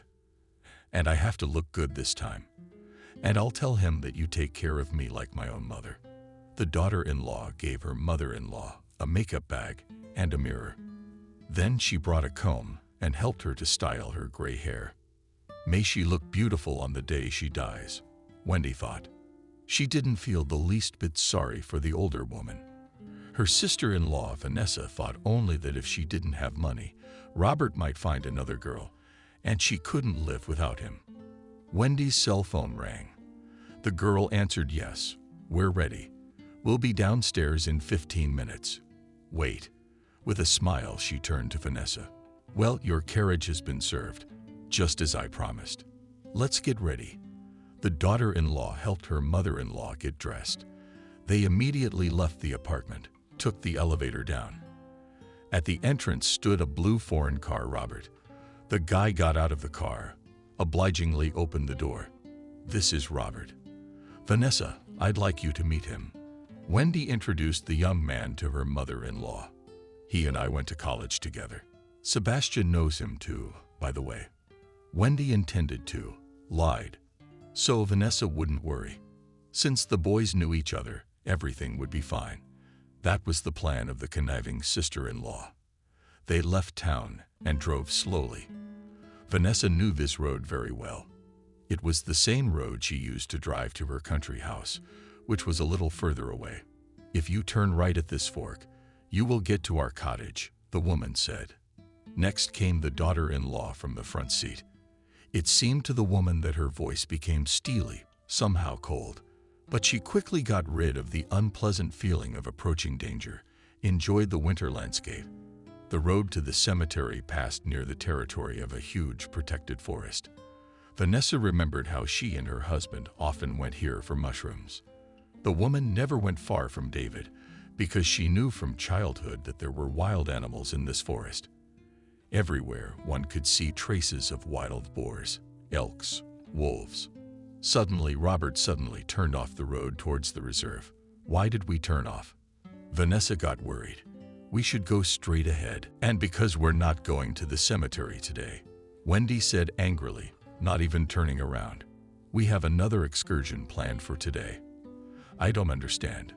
Wendy, where are you taking me? The woman was scared out of her wits.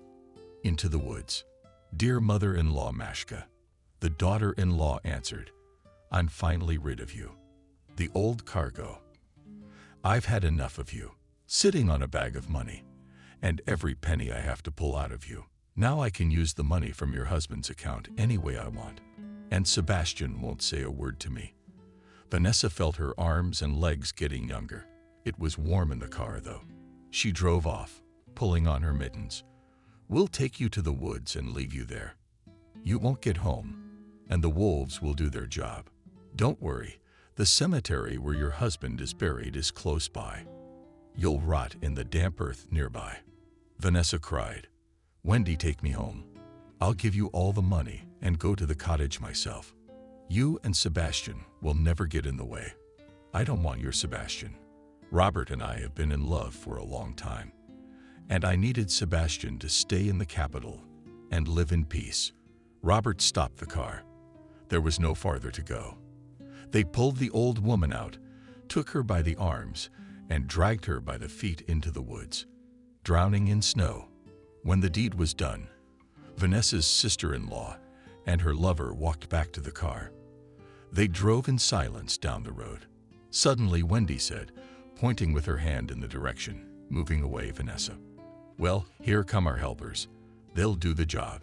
Robert looked in the direction of Wendy's hand. A pack of wolves stood at the edge of the forest. How much time had passed, Vanessa didn't know. She woke up in a snowdrift. There were only tall spruce trees around. It was pointless to call for help, praying to God to give her the strength to get out of this forest. The woman crawled through the snow. The forest was getting dark. From fear and cold, she lost consciousness, and waking up at dawn, she crawled again, not knowing if she would ever be able to get out. Almost completely powerless, the woman suddenly saw that she began to see the forest in the distance. A gap appeared. She gathered all her remaining strength, crawled towards the light, penetrating through the thicket of rays, and then lost consciousness again. When Vanessa woke up, she saw crosses and monuments in front of her. It was the cemetery where her husband David was buried. I will not survive, so at least I will die on the grave of my beloved husband. The woman thought and crawled again. She could find a monument with David's picture on it. She lay down next to it. The woman felt nothing. It was as if her body didn't belong to her. My darling, I'm coming to you. Wait, I'll be here soon. We'll be together again. Vanessa whispered with her lips together, and only one tear rolled out of her eyes, which instantly froze on her cheek, turning into a small mole. Mom. Suddenly the woman heard a voice. It came from far away. Mommy, Mommy, what's wrong? Why are you here? Why are you alone? Oh my God, you're alive. Vanessa struggled to open her eyes. She saw Jenna's blurred, frightened expression. Developed in heaven too, Vanessa thought. The daughter tried to lift her mother up, but the woman was falling back into the snow. Then Jenna grabbed her by the hood of her coat and dragged her straight through the snow past the monuments to the road. The cab driver was waiting for Jenna at the cemetery gate. He saw his passenger dragging the half-dead woman across the ground, jumped out of the car, ran towards her. What happened? He screamed. Who's that? Help me, please, asked Jenna. It's my mom. I found her on my father's grave. The two of them struggled to get the half-dead woman into the car. Drive fast as you can to the hospital, Jenna asked the driver. The man was speeding down the road. A man's life depended on how fast he was going now. Entering the suburban highway from the country road, he increased speed, and at the entrance to the city did not notice the traffic police car and the officer who ordered him to stop on the side of the road. Shit. The driver broke free, along with Jenna. They jumped out of the car, ran up to the policeman, and began to explain confusedly that they were taking the sick, frostbitten woman to the hospital and a woman they had found in the cemetery. It took a few minutes for the police officers to understand. How the old woman was treated would determine whether she would live. At the sound of the siren of the police car escorting the car with Vanessa, the cab flew into the hospital courtyard. Sebastian was returning from his business trip in a good, cheerful mood. He already imagined how his beloved wife and mother were waiting for him at home, and he had bought various goodies. They would surely drink tea all together and share the news. Coming out of the elevator, he was surprised to find the door of their apartment ajar. "Wendy, why is the door open?" asked her husband as he entered the hallway. To his surprise, he saw that in the hall were sitting strangers in police uniforms, and his sister Jenna was talking to them. "What's going on?" asked the boy. "Jenna, how did you get here?" "And who are you?" asked Sebastian policeman. "I live here." The guy was confused. "With my mother and my wife. We'll figure it out. Have a seat." The policeman pointed to the couch, not understanding anything. Sebastian sat down and stared at the employee. After handing over the explanation of the frostbitten mother to the doctors, Jenna turned to the policeman and asked what she should do. They offered to drive the girl to the department. "There you will tell everything." The investigator listened to Jenna. On the anniversary of her father's death, she went to visit his grave, where she found her mother lying in the snow, pressing her cheek to the photo of her husband. How she had gotten there, Jenna did not know. The investigator asked his subordinates to find out which cars were captured on the CCTV cameras. On the way to the cemetery, it turned out only one car had passed by. Its license plate was run through the database. The owner turned out to be a Robert Novikov. An outfit was sent to the guy's address. Scared, Robert told everything. He asked to take into account that it was his mistress Wendy's idea to drive into the woods and leave the old woman there to be eaten by wolves. And he only drove the car in that direction. Robert and Wendy were arrested, and after the trial they were sent to prison to serve time for attempted murder of a human being. Vanessa was in intensive care for a long time. Doctors fought for her life. When she woke up, she saw in front of her Sophia, a nurse who had cared for the woman when she was in the same hospital. The other day, Sophia was called to the notary's office. A fabulous bequest fell into her account by a grateful patient.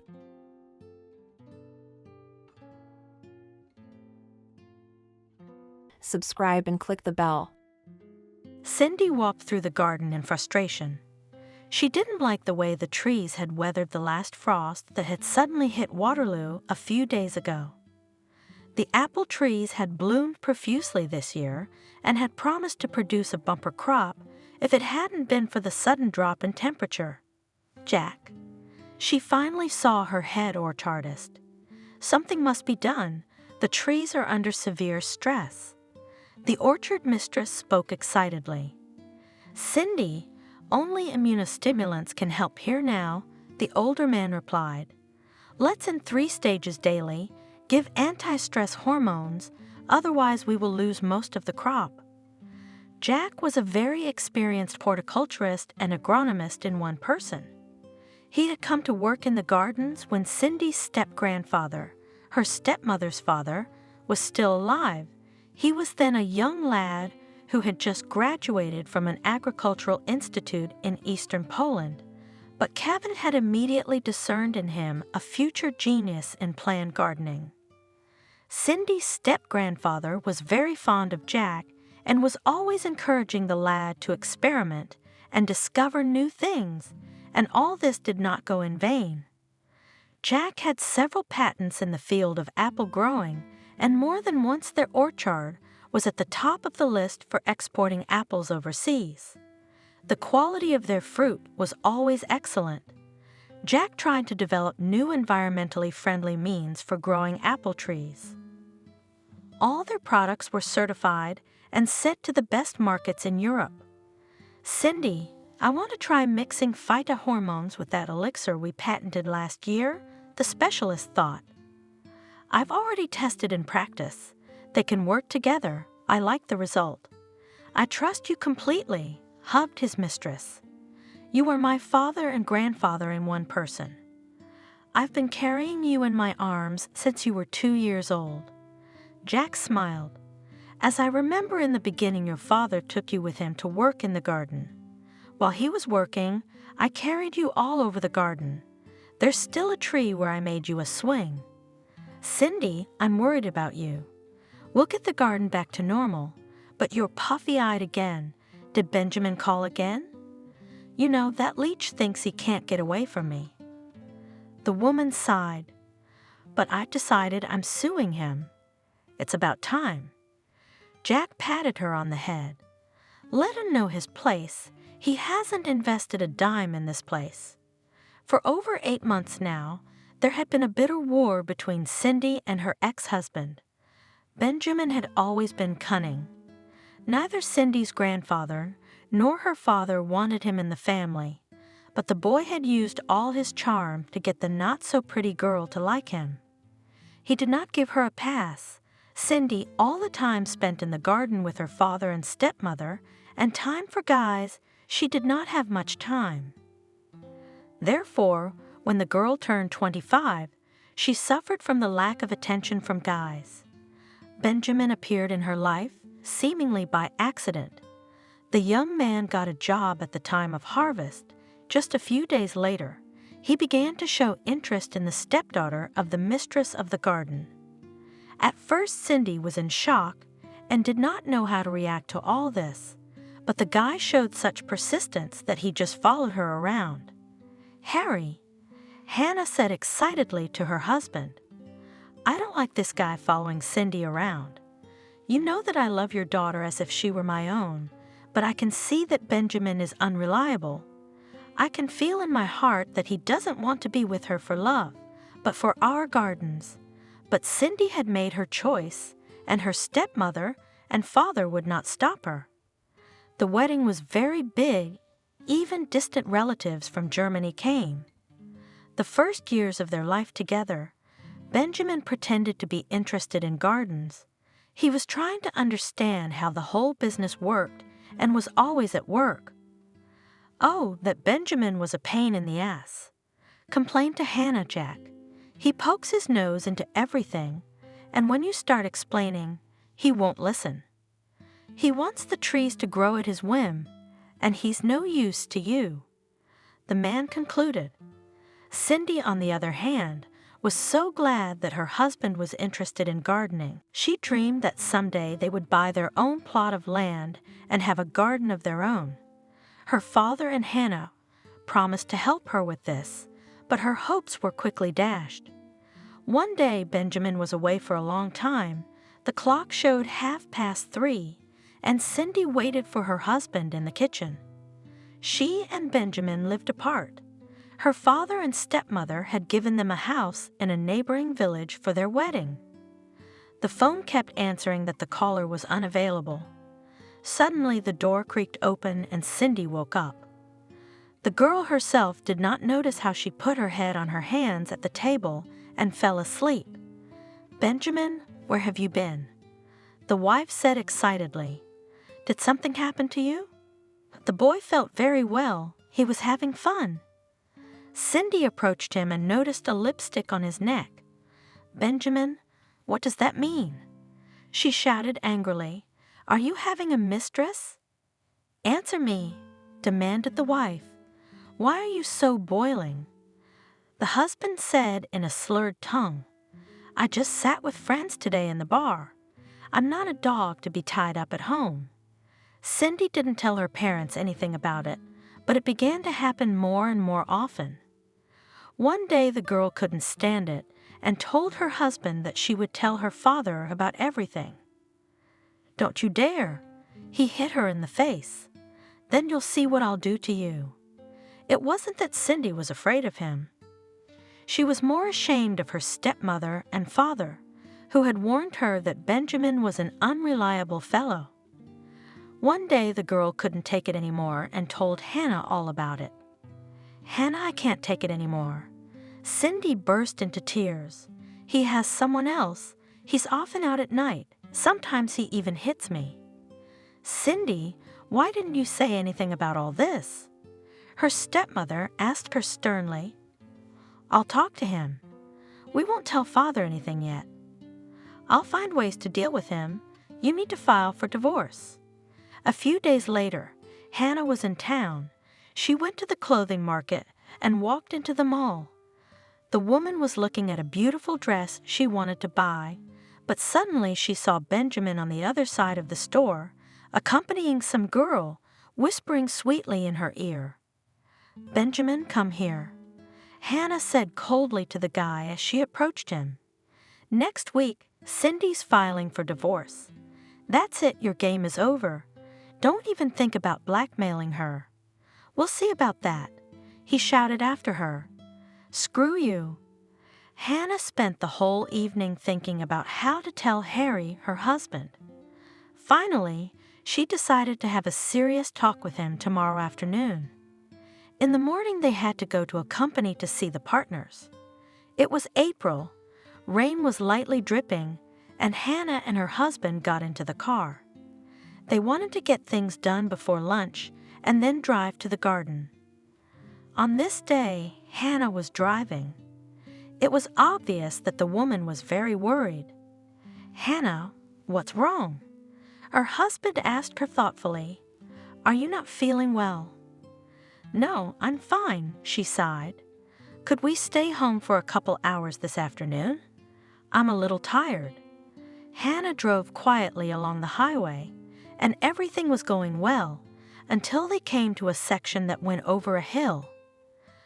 The woman accelerated up the hill so that she could drive up it without any problems, but when the car reached the highest point, it started to roll downhill at full speed. "Oh, shit!" screamed Hannah. "Something's happened to the brakes. Harry, I can't control the steering." Those were her last words. The car rolled down the hill and accelerated very fast. It smashed through the fence and into the ravine. For 300 meters, the car spun around, going up in the air and hitting the ground. By the time it reached the river at the bottom of the hill, the car was practically ashes. "Cindy, but you have me." Benjamin reassured his wife. "Don't worry, I'll never leave you. We'll get through this tragedy together." Cindy was 28 at the time, and she was all alone. Apart from Benjamin, she really had no one, and Uncle Jack supported her as best he could. The girl had to come to her senses very quickly. A new season was beginning.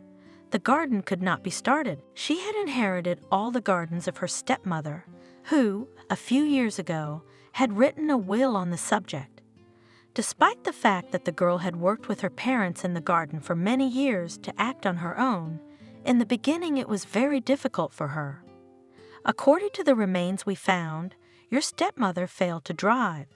A police officer told Cindy at the time. "It's very hard to say what caused it. The car just crumpled into small particles like sand. But even so, we will still investigate." For the first year after the tragedy, Benjamin settled down. He slept at home all the time, managed the garden, and tried to help Cindy in any way he could. "Cindy, I don't like this."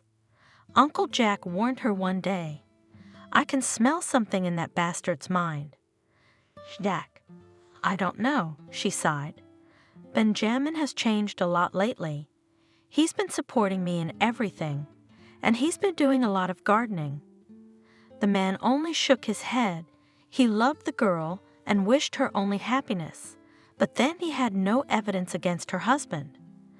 Benjamin endured exactly 1 year, and then everything started again, but this time he became bolder and began to behave even more freely. There was no one else to protect Cindy from him. First he insulted her drunkenly, then he raised his hand, but one very important incident put an end to their relationship. Cindy urgently needed to go to the city on business. There she had an appointment. She was late and rushed on all sails, in the cafe waiting for her representative. The meeting went very well. A baby food company wanted to buy a good amount of apples this year. The girl said goodbye to the man and decided to sit in the cafe for a while longer. Suddenly her gaze fell on the window. Benjamin was walking along the street with a pregnant girl. From the way he held her hand, they were more than acquaintances. "Benjamin?" Cindy said to her husband in the evening, "I'm giving you exactly 24 hours to get out of my house. I'm filing for divorce tomorrow." "Cindy, what are you doing?" He was surprised. "What did I do?" "I love you so much. I think you're not the only one." She looked coldly at her husband. "That pregnant girl, apparently, you love more than me." "Which one?" Benjamin played the wife. "Cindy, what are you imagining?" But it didn't help, and the guy became furious. He grabbed something from the table and ran up to his wife. Cindy didn't move. "Listen, Benjamin, either you leave this house with your feet, or I'll report you to the police, and you'll go to jail," she said coldly. "You are." The guy yelled at the top of his voice, but he could not beat his wife that day. Benjamin shouted for a long time, then grabbed his things and ran out of the house. From that day on, he never came to Cindy's house again. They only met in court, and Benjamin constantly terrorized her on the phone. The woman and the head gardener strolled along the apple alleys. They were looking at which varieties had reacted most to the cold temperatures. "That's what I thought. Gloucester was the hardest hit. Considered the jack plant. We'll need to up the dosage for those." "All right, let's start at lunchtime then," said the landlady. "The forecast is for a couple more hours of drizzle before lunch and then sunshine." "Cindy, we'll need to do a second treatment during the evening dew point." The man looked at her. "That's when the auricles in the leaves open up and the phytohormones are absorbed in greater quantities. Do you have enough of everything, or do you need to buy something else?" The woman asked thoughtfully, "Do you have all the biologics?" "Yes, I checked everything." The head gardener replied, "Cindy, order some Japanese medicine or something based on cedar and pine. They will help us a lot right now, too." It took almost 3 days for the trees to come around again. Some did lose color, but many recovered from the shock. "I don't think that's a problem." Jack cheered up the landlady. "They'll have big apples this year, so you'll be able to sell them for more money." Cindy would come home happy. Of course, at the age of 30, it was very difficult for a young woman to take charge of an orchard of this size, but many years of experience in the orchard had not passed without a trace. Cindy was no longer so hurt by the way her husband had treated her. She saw very clearly now that Benjamin had never loved her, and in all likelihood, it was his plan to marry Cindy and then take everything away from her. The woman was completely immersed in her work. She didn't want to think about her personal life now. But still in the evenings there was such a longing that the loneliness brought tears to her eyes. Cindy ate dinner and tangled herself in her plaid, drinking hot tea with pleasure. She didn't want to think about anything, but the silence was suddenly interrupted by the phone. "Cindy, darling," someone spoke into the receiver. "Why won't you talk to me?" "Benjamin, don't even think about this nonsense." The woman replied coldly, "You'll wait till I report you to the police." "You can't do this to me." The man wouldn't stop. "You left me with nothing." "And what did you expect?" She laughed. "You can complain to the International Court. You won't get a dime from me." Last September, Cindy was finally able to divorce Benjamin. The court ruling left him with nothing. This, of course, did not suit him, and the man has been on her nerves for more than 6 months. Benjamin tried a variety of methods. Then he kept confessing love to Cindy, then threatened her, but the woman to all this remained indifferent. "Okay, you don't want to do it the easy way," he yelled into the phone. "So I'll meet you in court. This time I will succeed. Half of your business belongs to me." "Why not all of it?" The woman laughed. "Benjamin, if the law was on your side, you'd have gotten your share by now. But alas, you came into my house in your tattered underpants and you left in them. That's it. I'm not talking to you anymore." "Yeah, fuck you." The ex-husband scolded, but Cindy had already hung up, so Benjamin talked to himself for about 5 minutes. "I'm so sick of you." Cindy scolded aloud. "You never amounted to anything, but you always wanted to be king. Who will listen to you in court? You idiot. It's a good thing you're out of my life." The woman had already let Benjamin out of her life, so much that she even began to feel disgusted with him. She felt sorry for the lost time and effort, but as they say, we have to go through something in life, so she just accepted it.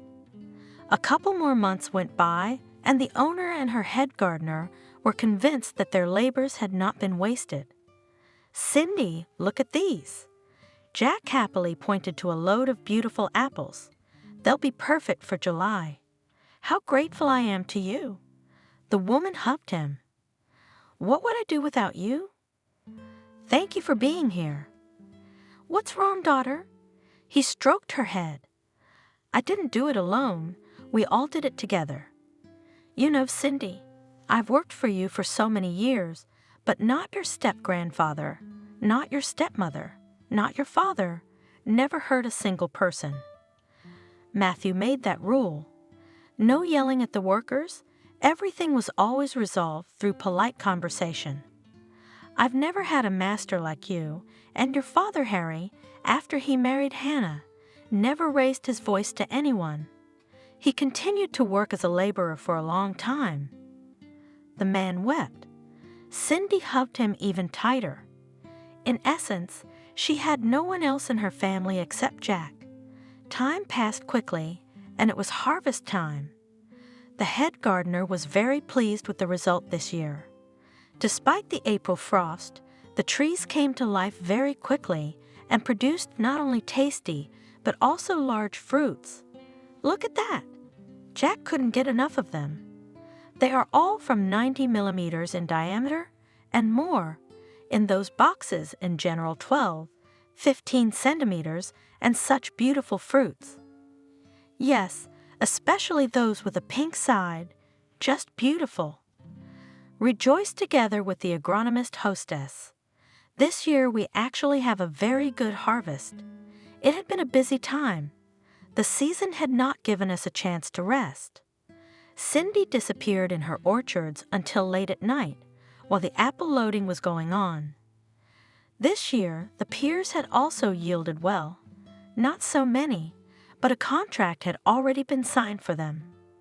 In general, the orchard was bustling. One Sunday evening, Cindy arrived home a little early. Her fatigue was wearing her down. In the morning, Benjamin called again, bidding for her. The woman, tired, sat down on the sofa, tried to put her thoughts in order. Suddenly her phone rang. Some unfamiliar number popped up. "Is it Cindy?" Someone asked in Italian. "Yes." A woman answered. "What do you want?" She had a strong accent. "My name is Matthew. I'm a lawyer." The man replied, "I'm sorry to bother you, but I really need your help." "A lawyer?" Cindy asked him again, "But I'm listening." "Is there some problem with the shipments to Italy?" She was surprised. "Supply problems?" The lawyer didn't understand. "I'm calling you on a personal matter. You see, your father had an older sister, Lucy, in Italy. I don't know if you've been in touch all this time or not, but she died a few years ago, leaving 2 children. They hired me to handle the estate. I'm sorry, but what does that have to do with me?" Cindy was surprised. "I have no claim to any of their property. It's not about you." Matthew tried to explain the situation. "You see, Your father has a house in Italy. As far as I know, your father died. I'm sorry for your loss. Now your cousin and sister would like to ask you, if you don't want to inherit it, could you give it to them? My father's old house? Cindy asked. Yes, of course. I don't want it, so they can have it. Cindy, according to our laws, you will have to formally either inherit it yourself or renounce it. The man explained. Otherwise, this house will just hang around like that. Could you come to Italy for a few days? Oh, the woman sighed. I'm sorry, but now I cannot exactly. We have a season, and you can do it on the internet or through the mail? Unfortunately, no, replied the lawyer. It will require your personal presence. That would be a big problem for me. The woman said, All right, give me some time, I'll think about it. I'll call you back on this number in a few days. Cindy was shocked by this news. First of all, her father had never told her that he had a sister. Secondly, the woman was not prepared for some sort of family connection in Italy. She considered herself a true American and didn't even want to, at least, look up anything about how her father had lived years ago. Cindy, why don't we push this thing to the end of August? Jack advised her. It will be easier for me to handle it there, and you can go to Italy for a few days. You know, I don't want to go there. She looked at him pleadingly. I have enough problems with Benjamin here, and there will be relatives there who will probably want to keep in touch with me. But you don't have to tell them you have gardens, do you? The man looked at her. Let them think you're starving. Harry was a good man, and the fact that he didn't tell you about your aunt was no accident. He had a good reason. He didn't talk about his past life at all, as you know. Maybe Hannah knew something about it. She was very fond of him. You're probably right. Cindy agreed. He had a reason for not telling me anything about Italy. All I know is that my father loved me very much, and what happened to him back home is of no consequence to me. By the end of August, Cindy had made a visa for Italy. The woman decided to drive to Verona in her car. Jack, I'll feel so safe there. She said to the gardener, Not that I don't speak Italian well, but asking someone for directions all the time, with my strong accent, I won't be able to. You'd probably have to drive about 20 hours. The man figured it out. I can manage. Cindy smiled. I'll spend the night in a hotel, and call me if you need anything. I'll be in touch all the time. The only thing is, I don't know how it will be in Italy, but I'd better solve this case at once, otherwise they will terrorize me with this house for years. So I'll give it up right away.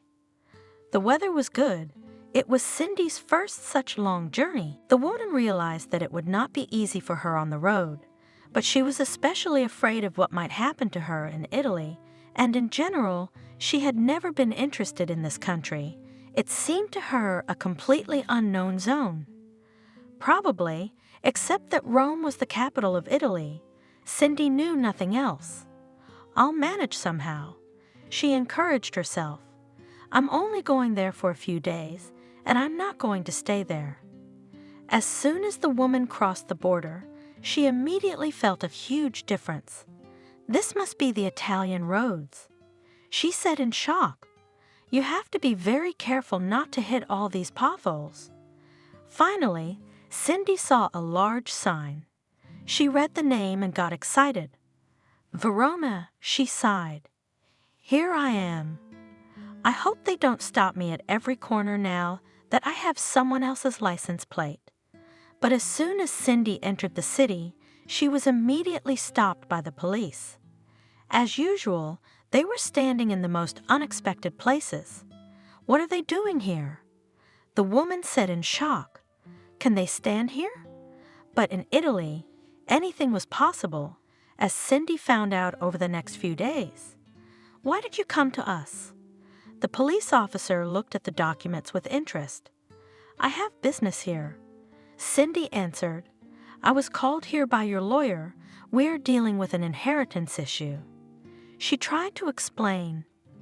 The man finished examining the documents, checked the visa, but Cindy still did not let go.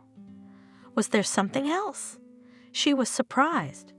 "I have no problem with the documents." The man in uniform stared at her.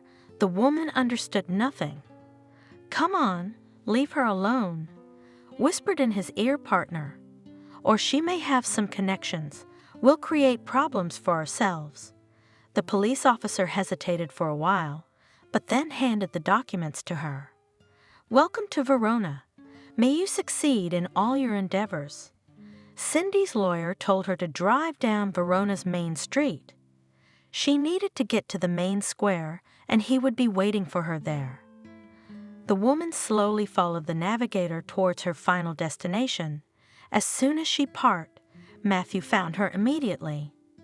"Hello, Cindy." He extended his hand to her. "I'm Matthew Clark, the lawyer." "Hello, Matthew." The woman greeted him. "It's very nice to see you." They got into the lawyer's car and drove to the notary, where Cindy's relatives were supposed to be waiting for them. "Where are they?" The lawyer was nervous when he and Cindy had been waiting for half an hour. "I'll call them now." The man quickly pulled out his phone. It was obvious he was very worried. "Paul, where are you?" he asked dryly. "We are already waiting for you." "How come you haven't left yet?" "Let's hurry up. It's in your best interest." The lawyer hung up the phone and wiped the sweat from his face. They waited for almost 2 hours when finally, near the notary, a cab stopped and a man and a woman got out of it. Cindy immediately realized that they were drunk. "Shall we go?" Paul, who looked to be about 40 years old, said in a cheerful voice. "Because of you, we missed the appointed time. Now we have to wait again until the notary calls us." The lawyer said unhappily, "That's fine." The man replied in a slurred voice, "We'll talk to our sister then." He took Cindy by the arm and led her away, his breath so strong that the woman felt nauseous. "Well, sister," said the cousin, "it is not customary to offend our relatives. What do you want?" Cindy was surprised. "You're already getting a house as a present from me." "Well, a house is a house, but we need some money." He looked at her sternly. "We don't live rich abroad, so we should have a conscience." Cindy was shocked. She didn't even know what to say. She wanted to say everything to the drunkard's face, turn around and leave, when the door of the notary's office opened, and they were called. Cursing herself for having come here at all, the woman went to get a lawyer. "By 1 o'clock tomorrow, everything will be ready." Finally, the notary said, and they left his office. Paul brazenly headed for his sister, but Matthew quickly shoved the woman into the car and shouted, "See you tomorrow." They drove off. "What was that?" Cindy said in shock. "He was demanding money from me." "You'll have to forgive me." "With guilt," the lawyer told her. "When I started this case, a man asked me for it.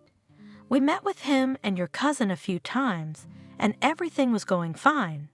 But then they both went on a bender, and it was after I called you. I didn't really know what to do. Just realizing how our system works, you would have had a shake-up with the house from time to time anyway, since you paid for your father all the debts he had accumulated over time. There are no claims against you now. I hope tomorrow, when we finish all the business, I never see them again." The woman could not come to her senses. "No," he answered briefly, "and I hope never to meet them again. They turned out to be the truest of alkies. What business could there be with them?" Cindy sat in silence until they walked back to her car. The woman was so stunned by what had happened to her that she found it hard to believe it all. The next day, the lawyer and Cindy were waiting for the new owners of the house at the notary's office. The man and woman had not yet sobered up. They had probably been celebrating the case all night. Paul gave Cindy a displeased look After about 20 minutes, all the documents were signed, and they all went outside together. The man headed decisively towards his cousin, but he was again blocked by the lawyer. "Well, Paul, how will you pay for the work?" he asked. The man was confused. He didn't think he would have to pay at all. "Why, do I owe you something?" He looked at Matthew defiantly. "Why would you?" "I did all the work from start to finish." The lawyer replied calmly, "You own the house, don't you?" "We are, which means I've done my job." "Fuck you." He cursed his Paul and, making the hand sign to his sister, quickly jumped into the car that was waiting for them.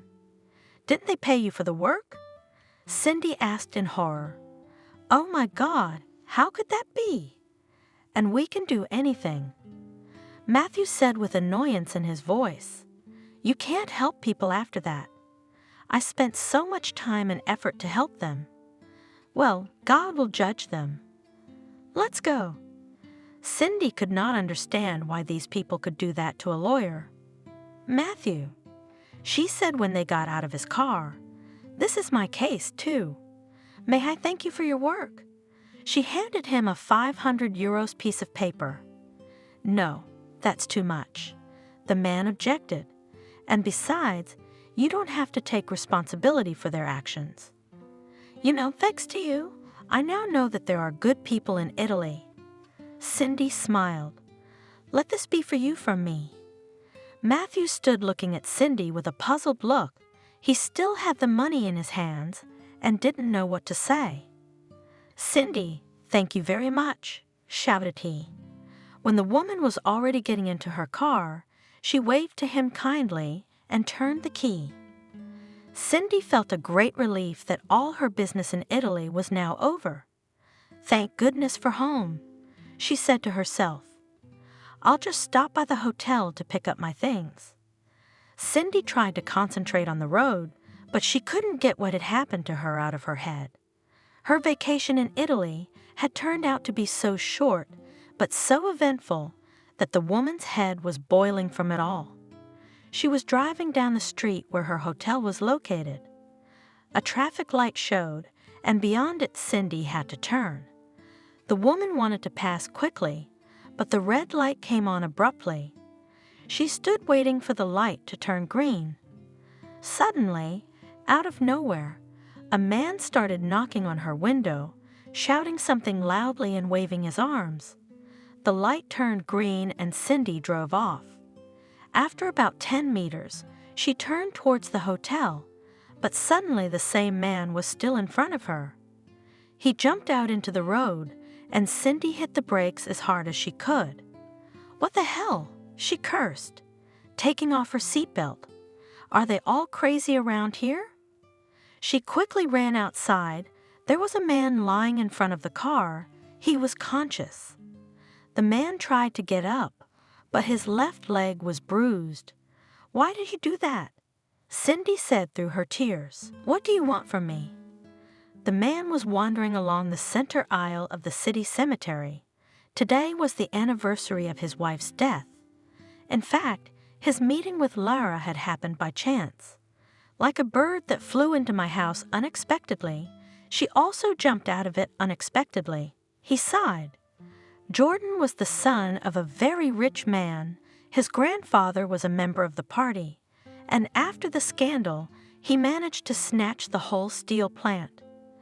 The latter had been inherited by his father, but Davis Jr. didn't want to continue his father's business. After his death, his son sold the mill and started making natural juices. So, this business went so well that in a few years, Jordan became one of the leading producers in Italy and CIS countries. As usually happens, the first marriage of such rich people rarely happens happy, and so it happened in the life of Davis. The first time he chose as his wife the first beauty of Verona, the model Monica Jones. Then the man was 32 years old and the girl 21. They lived from the very beginning very badly. Monica was not interested, neither Jordan nor family life. The girl preferred to spend her time in beauty salons and resorts abroad. Monica, her husband once told her, "You and I live like strangers. You have to think of your family somehow." "Jordan, what don't you like?" She was surprised. "I have my own blog, social media. I'm in front of people all the time. Do you think I'm going to give up everything and give birth to your children?" She was indignant. Her husband that time did not answer her anything, but decided to wait some more time, and after 2 years, the man could not stand it any longer and filed for divorce. "Monica, I suggest we part ways peacefully." Davis suggested it. "You will receive from me in the divorce some compensation for spending 4 years of your life on me, but do not count on more." The girl did not answer anything, but after the divorce, she arranged on her ex-husband a real bullying on social networks. Monica gladly gave interviews and told how unfairly treated her Davis. "So that I once again at least once contacted some model or daughter of rich people." Jordan was angry. It would never happen. Many years passed, and the man remained alone. He was completely immersed in his work, and Davis would probably have remained a bachelor for the rest of his life if it hadn't been for one incident. Once Jordan was in a hurry to a very important meeting. His driver warned him that they had to stop at a gas station. Davis got out of the car and was discussing something on the phone. A young woman came to their car and started filling the tank with gasoline. The driver went to pay for the gas when the owner was waiting outside. "Well, that's it." In a beautiful voice said the young woman, "You have a full tank." "Thank you." The man thanked her. "You have a responsible job. You have to be very careful." "Yes," said the stranger. "But I'm used to it. Night shifts are hard, but thank God I have a job like this." The smile so transformed the girl's face that it became incredibly beautiful. Jordan. Unexpectedly, Davis extended his hand to the girl. "Let's get acquainted, Lara." She shook his hand with a smile. "Nice to meet you too." Davis was busy with a lot of new contracts. Probably 2 weeks later, the man suddenly remembered the girl who worked at the gas station. It was Sunday, and he got into his car. "Lara will be working tomorrow." The gas station attendant answered him. "Today is her day off." "Why did I even come here?" Jordan berated himself. "I'm a well-known man in my town. I'm 42 years old, and I came to a gas station to look for Lara." But the next day, despite his busy schedule, he asked his driver to take him to the gas station. "Lara, I came to see you yesterday." Davis told the girl, "But I was told that you have the day off. I'd like to invite you to a cafe. Would you mind?" "Me?" She sounded scared. "I'm sorry, but I can't." "I'm sorry, but I have a husband." Jordan felt extremely ashamed. He apologized to the girl and decided not to mention her again. It was probably a month later when he and his driver stopped at a gas station. Davis looked at Lara in shock. Her entire face was bruised. "Lara, what happened to you?" The man couldn't take it anymore. "Did someone beat you up?" "No, I accidentally fell."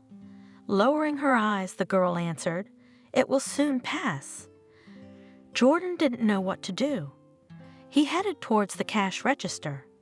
"Tell me, what about your employee?" he said calmly. "She said she fell, but it didn't look like it." "Yes, her husband is a complete idiot," angrily replied the older woman. "She falls so often, and how does she even live with him?" "Why doesn't Lara report him to the police?" The stranger persisted. "He'll kill her someday." "Who would want her?" The cashier sighed. "She has no relatives. Her mother is a drunk, and her daughter gave her daughter to this man for a bottle." "How's that?" Davis asked in shock. "And where did the guardianship authorities look?" Who would look after them all? The woman was indignant. Do they think about the children?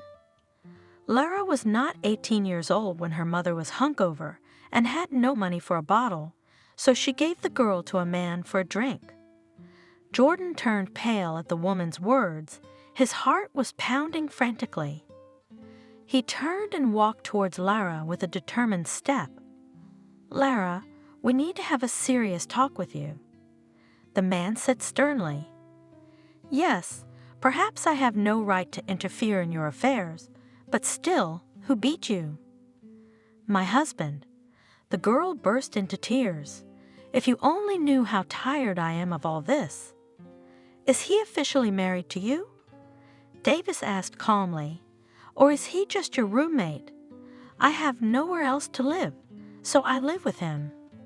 The girl answered, "Many years ago my mother died. She burned down with our house. I was left alone. My mother gave me to Eric as a wife. So what time will you finish work today?" Jordan asked. "I'll send a man to pick you up. Do you have your papers with you?" "Yes," she answered quietly. "I'm sorry, I don't know you at all. I'm afraid of everything." Lara cried. "Don't be afraid," sighed the man. "Trust me, you won't go back to Eric. I'll buy you all the things you need. I need a housekeeper now, and I'll pay you well." It was obvious that the girl was very afraid, but she decided to get into the car that came to pick her up in the evening. "This is where your room will be," showed the owner of the house. "I have asked that you bring all the necessary things and uniforms. This weekend, you'll be completely free. You can do whatever you want. I have a separate person for the weekends, so don't think you will have to work all the time." It was very difficult for Lara at first. She was constantly afraid that her husband would come after her, but this problem was immediately solved by Davis. He went with his guys to the address given to him by the gas station cashier. Eric turned out to be a man about 55 years old. He was drunk. Jordan talked to him and warned him not to look for Lara again. From that day on, Eric forgot all about her. Lara had a hard time getting used to her new life.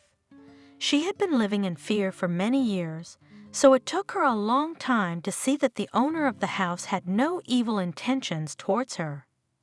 Almost 2 years had passed and Lara was 29 years old when the girl realized that she had fallen in love with her master.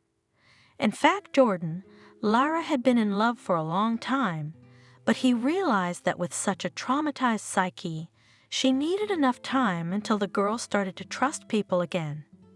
His sincere love helped Lara to come to her senses, and they played a modest wedding. Davis loved his wife very much, and how happy was the news that Lara was expecting a child. "Lara, my love, thank you," he said to his wife all the time. "You have made me the happiest man in the world." Lara was happy herself. Not only did she have a husband she loved, but now they would have a daughter.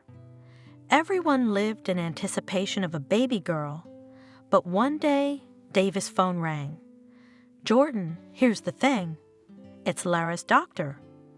Your wife has a very rare condition. If she continues with the pregnancy, Lara could die." Davis asked in shock, "She won't be able to carry the baby?" "I'm sorry, but you have a very difficult choice to make." The doctor sighed with frustration in his voice. "Either your wife terminates the pregnancy in the 7th month and never gets pregnant again, or she gives birth. But I have no guarantee that she will survive the birth." Davis spent days just sobbing. He didn't know how to tell his wife. Finally, Lara couldn't take it anymore and started talking to her husband. "Jordan, what's going on?" she asked him. "You haven't seen your face for the last day. Is it something at work?" "Lara, you know." He tried to find the right words. "My darling, my love, I don't even know how to tell you." "Jordan, tell it like it is," the woman sternly ordered. "I'll try to understand you." "Lara, you have a very rare disease." Davis burst into tears. We don't have much time. Either you get an abortion and stay alive, or the baby will survive, but you may die during labor." The woman turned pale. She was silent for a while, stood up, walked to the window. "I will give birth. This is my final decision," she said and left the office. As Davis was not prepared for the fact that his wife would die, her death was a real tragedy for him. The baby girl was born perfectly healthy. Her father loved her very much, but the loss of his wife did not pass for him without a trace. He longed for Lara very much. The first months the man just disappeared at the cemetery, but then gradually he began to be dragged down by business, and he gave himself a promise that he would spend as much time as possible with his daughter. It was exactly a year after Lara died. Davis spent more than an hour at his wife's grave. He let his driver go. He was in so much pain that he wanted to walk a little bit so the movement would cheer him up. The man left the cemetery, got on a bus, and made his way downtown. It was bustling. Davis really wanted to get lost among people. He looked as if through passers-by. He was not interested in anything at that moment. He just wanted to forget about everything for a while. He slowly walked along the sidewalk along the street. He didn't even look under his feet. Suddenly his gaze fell on a traffic light. He came up to it and noticed some car next to him. Instinctively, Davis looked into it. He stared blankly at the woman, but after a moment, he felt as if he'd been doused with boiling water. The man quickly ran to the door and looked at the driver carefully. "Lara?" He shouted in shock. "Lara, what are you doing here?" "Lara, wait," waved Jordan as the light turned green and the car drove forward. Davis rushed after her. He saw the car turn sideways. He sped up and ran out to meet her. A few seconds later, he felt a blow to his left leg, and Jordan fell to the asphalt from the pain. A minute later, a woman jumped out of the car. She was shouting something in some language. It was similar to English, but Davis didn't understand any of her words. "Lara, what's going on?" Finally, he got up. "Lara, it's me, your husband." "Jesus, what on earth is going on here?" With a strong accent said the stranger. "Are you out of your mind? Why did you throw yourself in front of my car?" "I'm not Lara. My name is Cindy." "No way," Davis said in shock. "Lara, why did you make this whole show?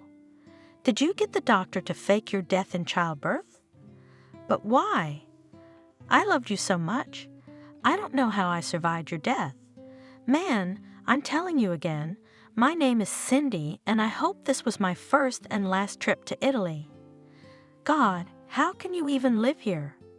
She was swearing in English.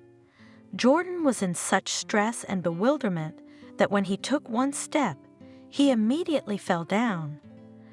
"First you throw yourself under my car, and now you want to pretend that you feel bad?" A stranger approached him. "Is this your business here? Is this how you make your money? You know what?" She took out her wallet and took out 200 euros. "Take it and leave me alone. I don't want your money." Davis could barely speak. "Lara, help me please. Can you take me home?" "I'm tired of telling you that I'm not Lara." Cindy tried one last time to tell him. "Come on, get in my car." The woman helped Jordan into the car and threw a belt on him and drove according to his instructions. What kind of day is this? The stranger was cursing all the way, in a language Davis didn't understand. "When am I going to get out of here?" "Lara, don't you remember me?" I kept saying Jordan. "What about our daughter? Do you remember Amelia? A respectable man." Cindy looked at him angrily. "I have no children, and fortunately no husband either. Tell me, how much longer do you think we have to travel? I have to leave Italy today. It's still probably an hour and a half to our house. quietly replied Davis. The man couldn't come to his senses. Everything was mixed up in his head. "Oh shit!" the stranger cursed. "I'm going to be stuck here for another night." The driver and passenger were silent, each thinking about something else. Davis was thinking about how he could lure Lara into his house. The man was sure that when she saw their daughter, she wouldn't be able to play tricks on him anymore. The woman, however, lamented that she would have to spend another night in Italy. "Lara, can I ask you a favor?" Jordan looked at the woman. "Let this be my last request. Please share dinner with me tonight, and then you can go wherever you want." Cindy looked at him in horror. It seemed to her that there was a catch to all of this at all. "Maybe he organized for me to be kidnapped," she thought. "And then, for ransom, will Jack blackmail me?" But when the woman drove up to the Davis house, she was very much surprised. Only someone with decent money could live here. "Do you live here?" the stranger asked in amazement. "What a huge house." "Yes," Jordan answered briefly. "I beg you to help me into the house. I'll call a doctor to examine my leg, and then we'll have dinner.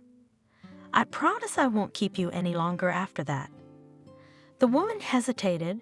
She was very frightened by everything that was happening. Finally, Cindy agreed and drove up to the unfamiliar house. She helped him out of the car. Some man immediately ran up to her. He looked at Cindy in horror, but didn't say anything to her. "Matthew, help me to my room," his host asked him. "I fell and hurt my leg." The man turned back now and then and regarded the stranger with undisguised fear. Finally, the whole procession went up to the second floor, and Matthew put his master on the bed. Jordan took out his cell phone and immediately called. "Bob, please come to my place." Said he to someone / "I fell and hurt my leg badly." "Yes, at my house." "Thank you." The landlord hung up the phone. Did he see how shocked his domestic worker was? He kept glancing at Cindy. "Matthew, please show our guest to Amelia's room," said Jordan. "I'll wait for the doctor." "Can you wait for me at the baby's room?" He turned to Cindy. The woman could not understand what was going on, but decided to follow Matthew, who led her to some children's room. The man looked back at the woman and his face was pale. Cindy didn't really look where they were going. She was so absorbed in her thoughts that for a split second she couldn't even remember where she was. Finally, the man stopped at a door and opened it. A young woman with a small child appeared on the threshold. It was clear from her pink blouse that she was holding a baby girl. The girl looked at her guest in horror and recoiled. Cindy first cast a general glance around the room, then looked intently at the child. No special emotion was evoked in her. The governess had moved away from the woman and was standing somewhere in the far corner. The woman walked around the room. It was in the traditional style for small children. Cindy was about to leave the room and go downstairs to the living room to wait for the master of the house there, when suddenly her gaze fell on the pictures. They adorned almost the entire wall, but at first they seemed to the woman to be just decorations. "Who is that?" she asked aloud. "Who is this woman?" She turned toward the governess. "It's Amelia's mother." In a trembling voice, the girl answered. Her name was Lara. Cindy stared intently at the face she saw in the photograph. After a few seconds, a chill ran down her spine. The woman jumped up. She dropped her bag from her hands in surprise. "Where is she?" Cindy struggled to speak. "Can I talk to her?" "No," the governess replied briefly. "Exactly a year ago, she died in childbirth." "God, I can't understand anything." Cindy said in shock in English. "This woman looks a lot like me. Maybe I'm imagining all this. I'm just very tired today. I'm stressed out from Italy." The woman began to look at the rest of the pictures. They showed the man who had thrown himself in front of her car today, a woman who looked like Cindy, and a little girl. Apparently, it was the baby the girl was now holding in her arms. There was a rustle of some sort, and the same man who had accompanied Cindy here appeared in the doorway. He eyed the guest with interest, but she was completely indifferent to everything. "Jordan asked you to come down to the dining room," he said quietly. Jordan interrupted the woman. "Who is that? Is this the owner of this house?" The man nodded his head to her, and she followed him the whole time, looking back at the pictures that hung on the wall. Cindy waited for the man for about half an hour. She heard some voices in the hallway, a familiar voice thanking someone, and heard a door slam shut. A few minutes later, the master of the house himself showed up in the dining room. "Well, that's all right." He smiled. "The doctor said it was just a bad bruise. That woman in the pictures in the baby's room, is that your wife?" Cindy asked him. "Yes," he answered briefly. "Her name was Lara. Amelia is our long-awaited daughter.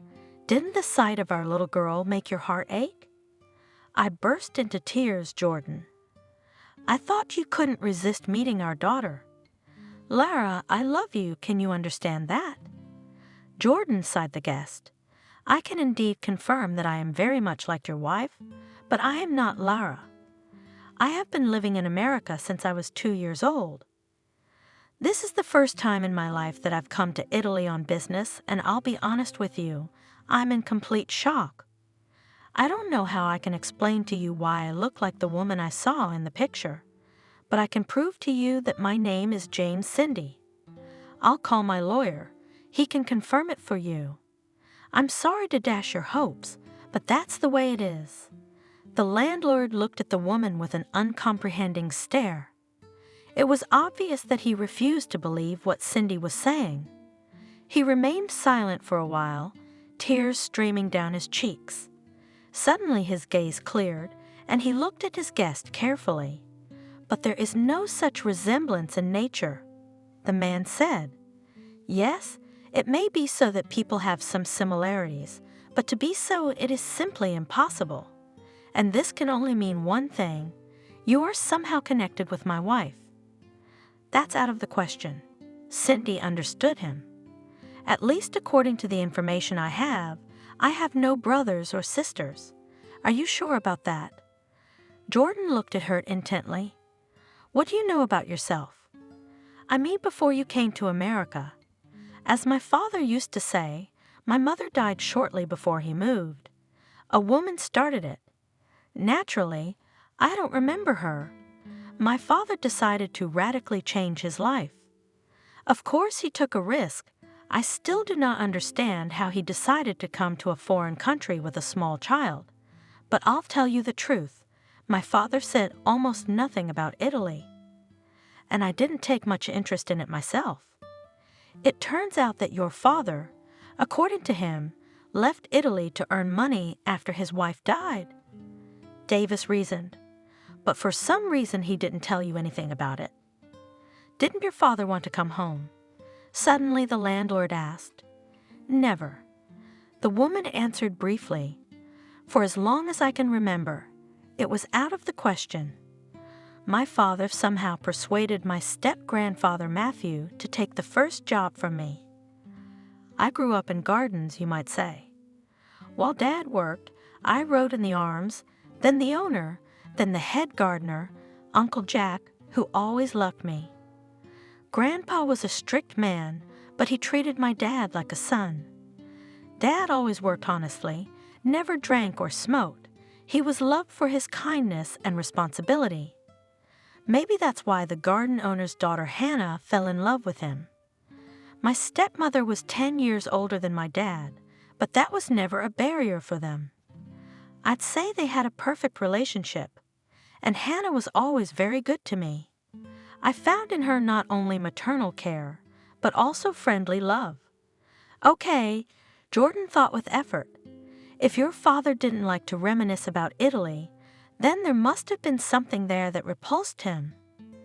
I'm sorry, I don't mean to offend you or your mother in any way, but it's strange that your father had no desire to visit her grave. Could it be that he didn't love her? It's hard for me to say, Cindy sighed. Perhaps he did. Once when I was about 15, I wanted to talk to my father about it. Dad, I said, you could tell me about my mother. I miss her very much.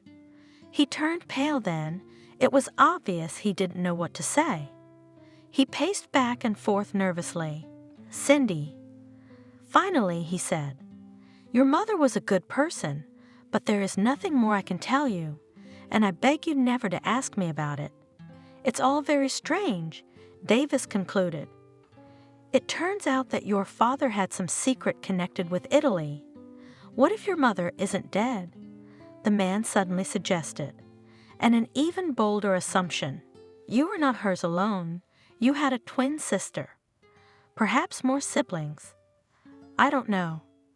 Shocked, Cindy replied. This whole thing scares me so much, I'm starting to doubt everything. It's just that if it was really so, you could have close relatives in Italy, and she could be my wife. Jordan said in astonishment, I'm already dizzy from all this.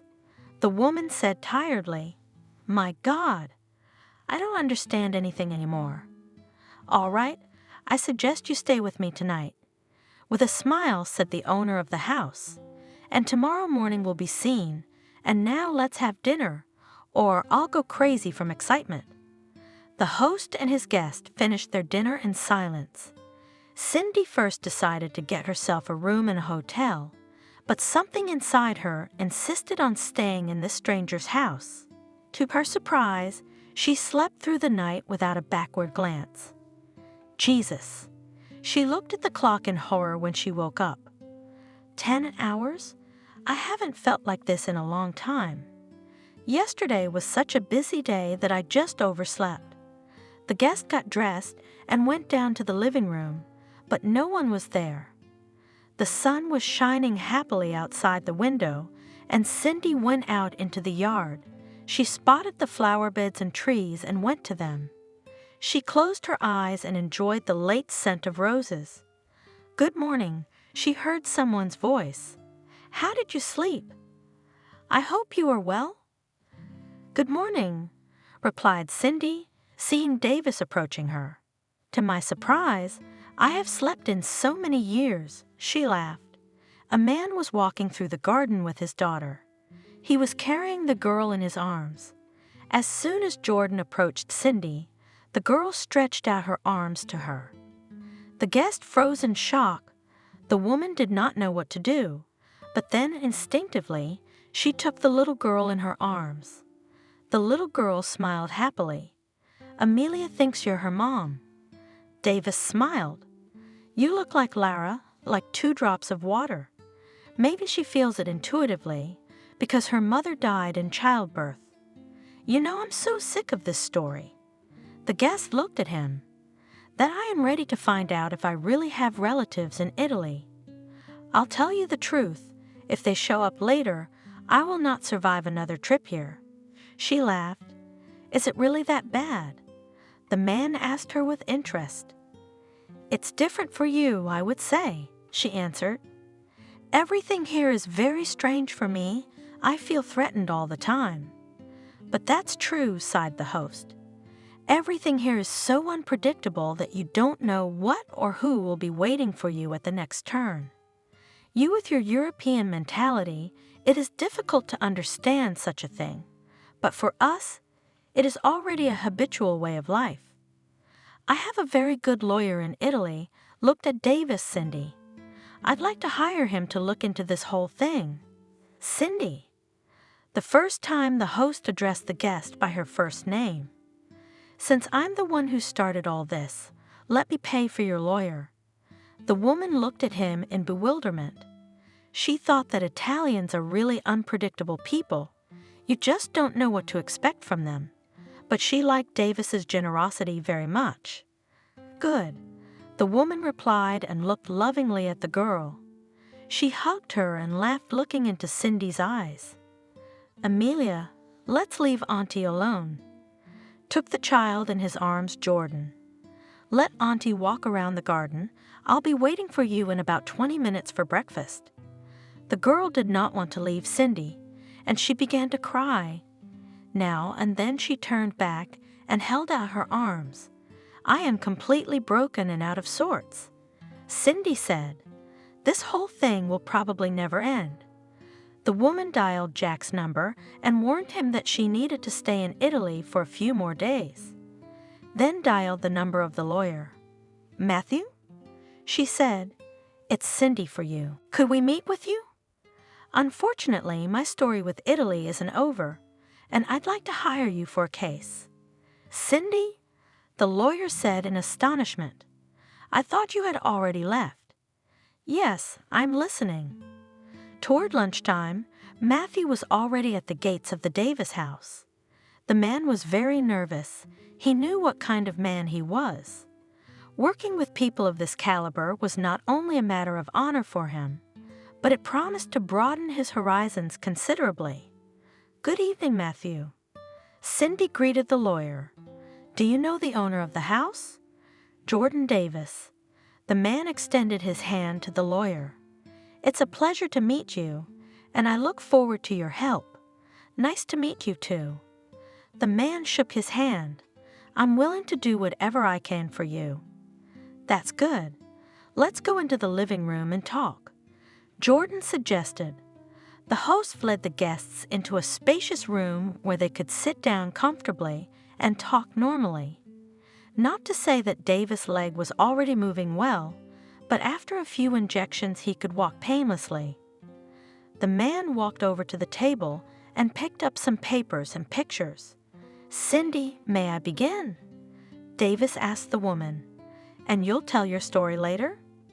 "So, you might say, exactly 1 year ago, my wife died in childbirth. It was no surprise to either of us. The attending physician, Lara, that was my wife's name. I was warned when she was 7 months pregnant that she had a very rare disease. The choice was difficult, either have an abortion and lose the baby forever, or my wife was more likely to die in childbirth. Lara chose the life of the baby. Yesterday, as I was returning from the cemetery, I saw my wife sitting behind the wheel of the car. Naturally, I started yelling at her.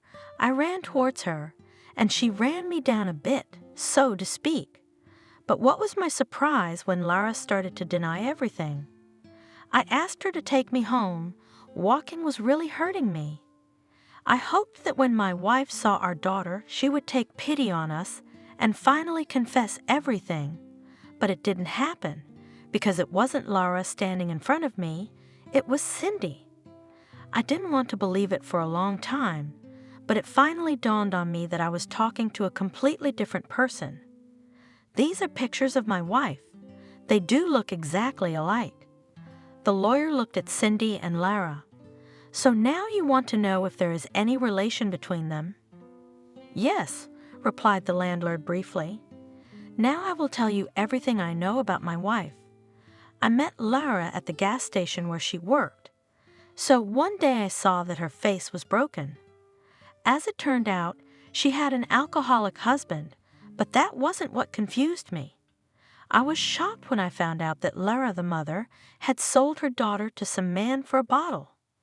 A few days later, she drunkenly burned down her house and burned herself in it.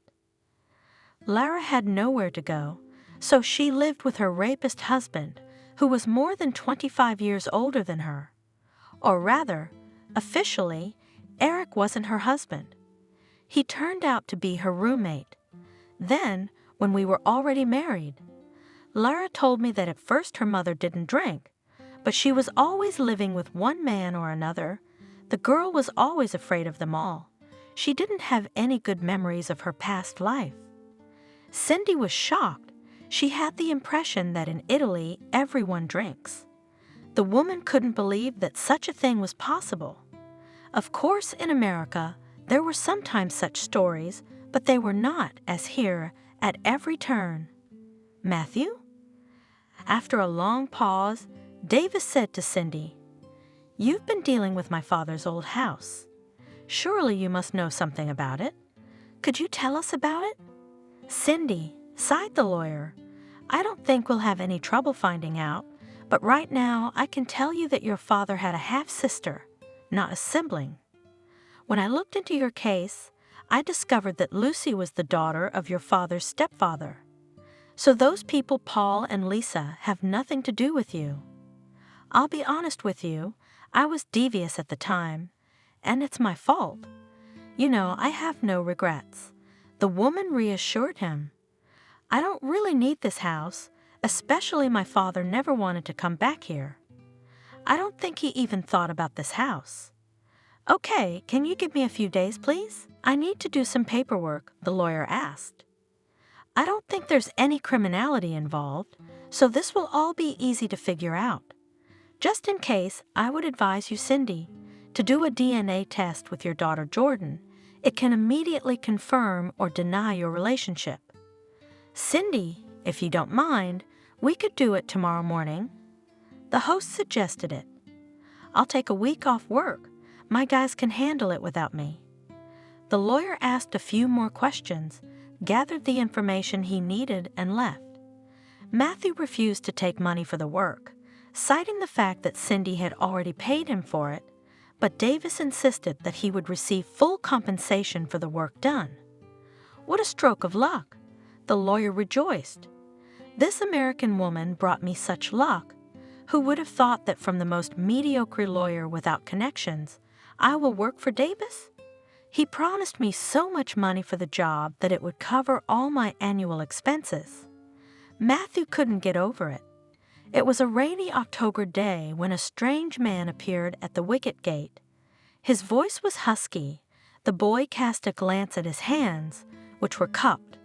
I'm here to see Miranda, he said dryly. Is that your mother? Call her for me, ordered the man and waved his hand at someone. A girl, a teenager of about 16 years old, appeared from somewhere. She walked up defiantly and raised her head. Mom, there's someone there to see you. The son came into the house. There's a man and a girl. The boy, who was 10 years old at the time, watched with interest what was happening outside. The window in the kitchen was big, and through it he could see everything. At first his mother looked at the stranger with surprise. He was telling her something, waving his arms. Then she hugged him, and they all went into the house. We will live at your place for now, the guest said. Then I'll earn money, and we'll buy a big house. Harry, this is Uncle Charles. The mother turned to her son. He will live with us now, and the girl's name is Lucy. She will be your sister. The boy did not like the guests very much. Uncle Charles had a wolfish look, and Lucy was always smiling achidically. Harry had lived with his mother for many years. He did not know his father. There was a rumor in the village that his mother had gone off with the farm director when he was 18. Of course, the boy saw some uncle coming to his mother's house, sometimes at night. As he grew older, he began to notice that these uncles changed, but what happened that day left an imprint on the child's entire life. From the very beginning, Lucy, Uncle Charles' daughter, began to set him up. She kept making up made-up stories. Uncle Charles scolded him at first, but one day he couldn't stand it and spanked the child with a belt, so much so that he couldn't sit down for a week. Charles, why did you do that? I was arguing with Miranda's roommate. Harry's a good boy. If he was a good boy, he wouldn't have done this to my daughter. He looked angrily at the woman, a devilish twinkle in his eye. As time passed, the beatings became more frequent. Lucy was devising more and more insidious plans. Do you hear that? Charles grabbed Miranda by the scruff of the neck. Don't you realize who's boss? That day, for the first time, Harry's mother got it in for him. From that moment on, Charles began to drink more and more, and he forced the boy's mother to drink. Mom, why don't we run away from him? One day the son suggested to his mother, We'll hide and he won't find us. Harry, what are you doing?" The drunken mother laughed. "He's my husband. I can't do without Charles." When Harry turned 16, he ran away from home. At first he hid in abandoned houses. Then he took a job as a shepherd for the season and lived in an abandoned house in a field. By the age of 18, he managed to raise some money, made himself a passport, and went to work in the city. A year later, he heard rumors that Charles had slaughtered his mother in a drunken outburst. He was locked up again. Lucy stayed at Harry's house. The guy decided to leave his past life behind once and for all, so he never even claimed his house or any other property. Harry was a hard worker. That's what the guy had decided for himself. The only thing that could help him get ahead was his hands. He had no education, of course. In town, he worked in a factory for a few years. Things began to go uphill.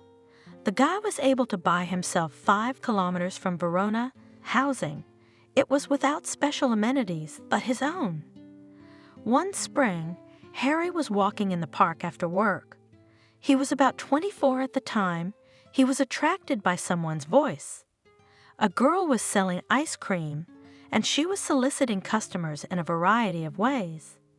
"The best ice cream in Verona," the girl shouted. "Before there's a line, come on over." "What kind of ice cream do you have?" the boy asked the perky saleswoman. "Plombard Eskimo?" "Whatever you want," she laughed. "Here you have Eskimo, and this is a very tasty strawberry cone. There is also with condensed milk and chocolate filling." "Wow," Harry smiled. "You've stumped me. I don't even know what to choose, so let's go with your flavor." "Banana ice cream with chocolate chunks, then." She gave the ice cream to the customer. "It's delicious." "Sorry, but at this price, you can't eat it every day." The customer sighed. "What do you want?" "What's cheap now?" With annoyance in her voice, she replied, "I have such a salary at this job that I can barely make ends meet. And here, if you're from the village and have no education, you can't get anywhere else." "Where are you from?" Harry asked her with interest. "I'm from Verona, and I'm from Cremona," the sales girl replied. "Susan." She extended her hand to the guy. The young people talked, but then, as luck would have it, a crowd of people gathered for ice cream, and Harry said goodbye to Susan and left. The next time they met was about 2 weeks later. Harry approached the girl. "How are you doing?" "How's work?" he asked. "Can I buy you an ice cream?" he suddenly offered. "I don't mind." The sales girl was happy. "Then I'll have my favorite banana ice cream and you. And today, I want to try the one with chocolate filling." The customer chose one. The young people were happy, eating ice cream and cheerfully discussing some business. Word of mouth, and Harry invited Susan for a weekend in a cafe. The girl was embarrassed at first, but then agreed. A couple weeks later, the guy asked her out. They didn't have a wedding. Harry and Susan just signed and began to live in his small house. There was one room and a kitchen and a toilet outside. You could probably get 200 or 300 acres of weeds out of the ground for a vegetable garden. "Susan, it's all right. We'll earn a little money and buy ourselves a nice house," Harry told his wife. And for the first few years everything was fine. But as time went on, Susan got tired of working as a saleswoman and was attracted to city life. "Harry, how can I walk around town in this?" The girl was indignant, looking at herself in the mirror. "It should have been in a landfill a long time ago." "Susan, be patient," her husband soothed her.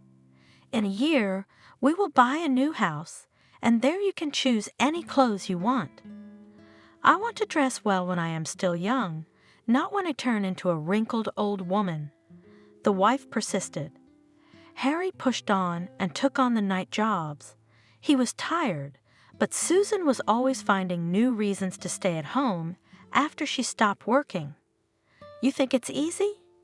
She used to say to Harry, "I went to the interview today and the director said, for the first 3 months, you'll be paid half as much. It'll be your internship. What do I need them for?" "Susan, you have to start somewhere." Her husband reassured her. "Try it with this one, gain experience, and then you'll be able to set your own terms." "Well, here we go." Disgruntled wife replied, "Let them work themselves for such a salary." The situation worsened when Susan became pregnant. The girl was not only constantly cranky, she became simply unbearable. "I don't want those children." In a rage, she shouted, cursing her huge belly, "Why I married you? You ruined my life."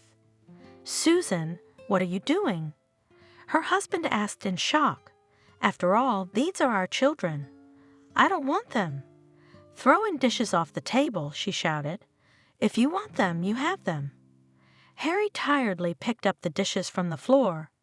They had just recently moved into a nice new house, and it had become known that Susan was pregnant. But the girl started to go crazy after that. She didn't want children.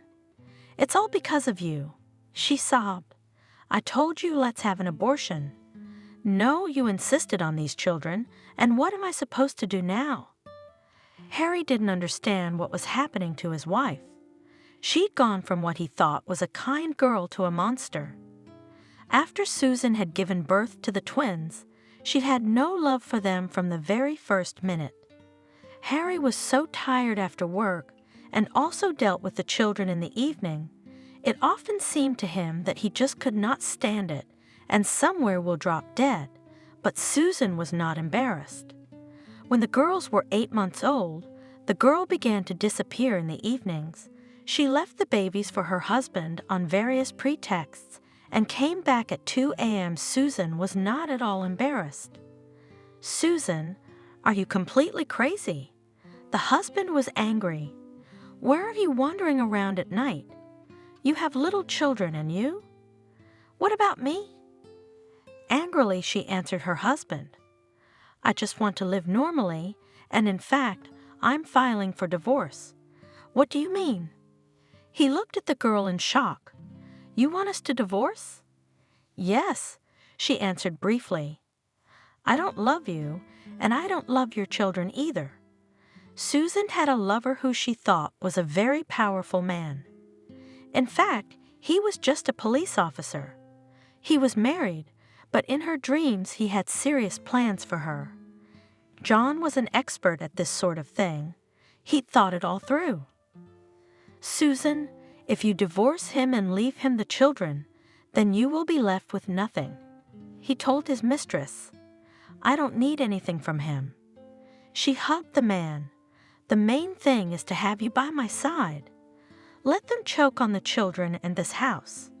Do you realize that under the law, he not only can leave the property to himself, but also hang on you alimony?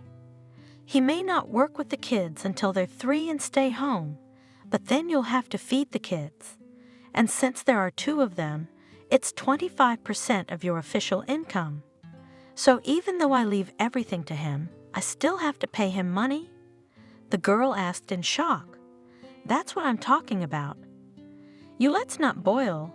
Everything here needs to be thought over." Seriously looked at her John. "So what? You'll help me with the money, right?" The girl didn't give up. "Susan, well, I will pay alimony for you.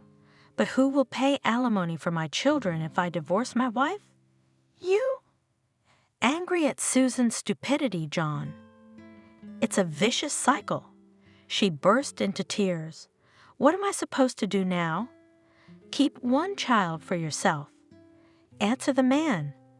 If anything, I'll cover for you, so you'll get the house. That way he can't file for child support or take your house away from you. If he makes a move, I'll talk to him." Harry did make a move, and John had a serious talk with him. "Look, I've got a fake case to pin on you, but this way it's a piece of cake," he told him. "So take your daughter and get the hell out of here." Harry did not know what to do. He had already accepted that he would not live with his wife, but where to go with a small child, the man could not even guess. Besides, he understood that Susan did not like his children, so he wanted to take the second child for himself. "Harry, you're a good guy." His boss once told him when he was going through divorce proceedings. "But my advice to you, get out of here. They won't let you live." "Lion, where am I going?" "Through tears," said the guy. "I have nothing. I lost everything. All the money I earned, I invested in a new house, and now they took it away from me. And I'm afraid for my second daughter. I don't want Susan to put her in an orphanage. She hates Lara. Listen, my nephew just went to America to pick apples. I'll give him a call and ask him about it." The Gov suggested it. "Maybe there's more people needed over there." "What about Cindy?" The boy asked excitedly. "Where am I going to put my daughter?" "I'll never leave her." "You'll go with your daughter, and there you'll ask the owners. Explain everything to them." "Are they not human or what?" Liam suggested. A day later, the man called Harry. His nephew agreed to help. He arranged a visa through the owners and got permission to bring the minor child. Susan, without looking, signed the document and sent her ex-husband and daughter to hell. The guy was very afraid that his daughter would be taken away from him in America, but as soon as he confessed everything to his host Matthew, the man was just in complete shock. He not only hired the boy, he sheltered him. The girl was loved by everyone. A few years later, Hannah, the daughter of the owner, confessed to Harry in love. The woman was much older than him, but she felt a sincere warmth for him. Matthew, her father, was fine with this, and Harry became a full member of their family. Before he married Hannah, he had warned the woman that he wanted to take his second daughter to America as well. Hannah agreed to this. Moreover, she and her husband beat back numerous thresholds, but the girl was never allowed out of Italy. She had a mother, who at that time worked and provided for her child. Also, Susan had a house. Italy did not allow the child to be taken from the mother in favor of the father. "Harry, love, we did the best we could. Maybe that's the way it should be. I realize I need to let it all go." He hugged his wife. "But my heart still aches for Lara." And Harry had good reasons for that, although the man knew nothing about his wife and daughter, but the weight on his heart concealed what was really going on. Not 2 years later, Susan was abandoned by her policeman. Of course, John was not going to marry her. The girl was left alone with a small child in her arms. Her hatred for her ex-husband and her daughter only intensified. "It's all because of you." Susan threw everything she could get her hands on. "You ruined my whole life." She shouted to someone in the distance. "If it weren't for you, I'd be happy now, and I wouldn't have to feed your child." But Susan was afraid to give her daughter to an orphanage. The girl thought that then her house could be taken away from her, and she was not going to return to her village. Susan actively searched for a girl with a trailer, but no one was interested in her. Dysfunctional men were hitting on her. Finally, Susan decided on one. The main thing that he worked and fed her daughter, she decided then, and the rest I'll take care of myself. So in her house, first there was one Alki. He even officially married Susan and gave his patronymic and surname to her daughter, then another, then a third. The girl changed men like gloves, but no one from such a contingent. Her needs were not satisfied. Susan herself did not notice how at the communal table she began to pour herself more and more often. At first it was innocent fun, but the woman did not even notice the moment she crossed the boundary and began to look for drinking companions. Lara was getting older and older. The girl in despair tried several times to escape from the house, but there was nowhere to go, and she returned to this hell. Mom, sobbing daughter, I beg you, stop it. Let's live normally. Fuck off, answered her drunken mother. You ruined my whole life. How I hate you. But the worst was ahead for Lara. The girl let her mother go only when she sold her for a bottle of vodka. From that moment, Lara had no mother anymore. Due to constant stress on the background of fears, the girl eventually developed a very rare syndrome. Pregnancy, her condition deteriorated sharply. The next morning, Jordan with her daughter and Cindy went to the lab for a DNA test. Cindy, for what it's worth, I wouldn't want you to have a negative impression of Italy, said Davis as they left the lab. So I suggest you take a drive around our area. You up for it? Let's do it. The woman agreed. It's a lot of pressure to wait anyway. It would be better for us to distract ourselves. Then I suggest we take a walk in the upper park. It's beautiful there. And go to the rivers. They have such beautiful views. Jordan smiled. I'm not much of a guide, but I'll tell you something. The car stopped in the parking lot near the upper park. Davis was driving today, so he asked Cindy to hold Amelia. The little girl was a little cranky and quickly fell asleep. The woman looked down at her with pleasure, her face brightening. Jordan got out of the car and retrieved the stroller in which Cindy had placed the little girl. They strolled happily through the park, talking about business, about markets. My step-grandfather was originally aimed at fruits for middle-class exports, and above, the econo never interested him. A woman told me, "Is it easy?" No. Now that I'm doing it all myself, I'd say it's very difficult. We position our apple as an eco-product, so we have to meet the highest standards. I understand, the man replied, but we don't have many people willing to pay for a good product, he sighed. Or rather, I would say that only the middle class can afford it, and in Italy, there are not so many of them. As an entrepreneur, I can safely say that I wouldn't make much money from an eco-product. I would have to lie that I have juice from gardens and fields that are not treated with chemicals, or I would have to reduce my production because at such an inflated price for eco-juice, my product would simply not sell in such quantities. If you look at the gardens that grow in Verona, they are far from being organic gardens. They use chemicals at all stages of agitation. I can safely say that we are not ready for this transition yet. You know, the demand for organic products has probably increased in the last 10 years. Cindy continued the conversation. And I don't want to lie, but for example, Scandinavian countries, Germany, France are now focused on organic products, so it's easy to work with them. But if you go to the market in America, you will find cheap apples or pears grown using, so to speak, traditional methods. And there is nothing wrong with that. That's the way it should be. The population has different layers, for one reason or another. Not everyone can buy healthy products. But there are those who are ready, so you are also benefiting as we are. You supply a certain part of the population with your products. It would be much worse if those people couldn't buy any juices at all. So you don't think there's any contradiction in that? Davis looked at the woman with interest. Why should there be? She smiled. Perhaps in 50 years there will be such technologies that will allow us to grow any product without chemistry.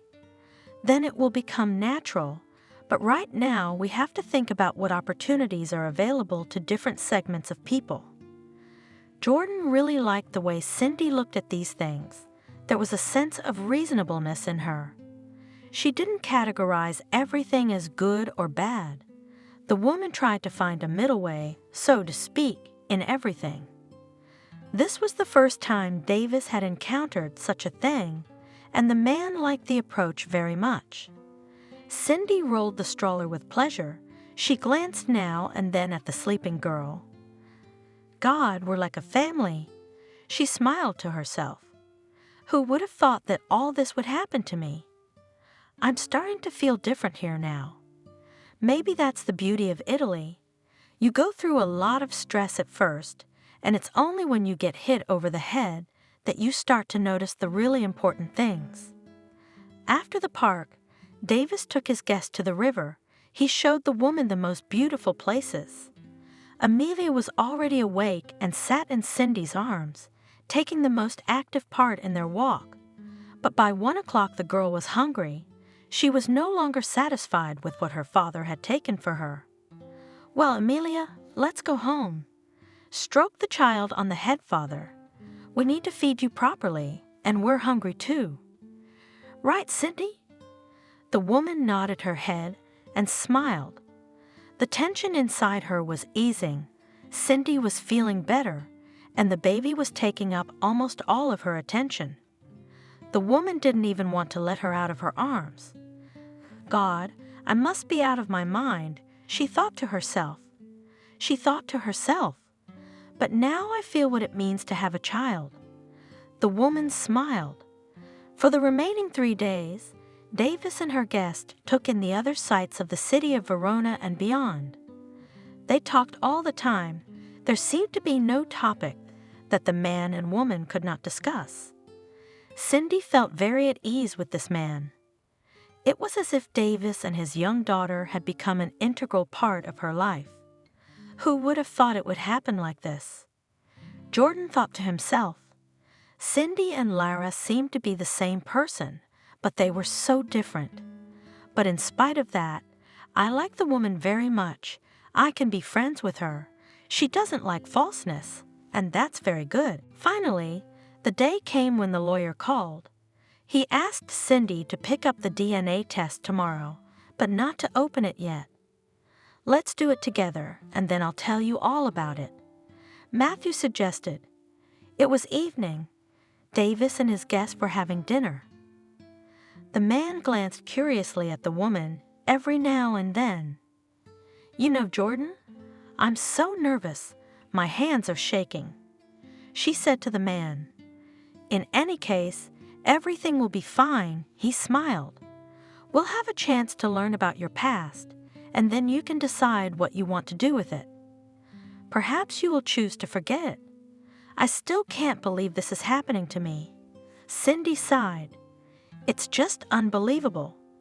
"Well, if your roots are from here, it's to be expected," Davis replied. "You're the first generation of your family in America, and if you look at all this, you can see how many of your relatives might live in Italy. I never even thought of that." Cindy looked at him. "Of course I have relatives here, that's obvious, but I didn't particularly want to know anything about them. That's why it all came as such a big surprise to me. First, my lawyer told me that my father happened to have a sister here, and then it turned out that I had a cousin and a cousin as well. That night, Cindy didn't sleep much. She kept thinking that tomorrow she would finally find out the whole truth. "Are we ready?" asked the lawyer when they were all gathered at the hotel. "Cindy, please open the test." The woman's hands were shaking so much that she could barely manage this simple task. Cindy opened the results and froze in shock, Davis staring at her in amazement. "So Amelia is my niece." She barely spoke and covered her face with her hands and cried.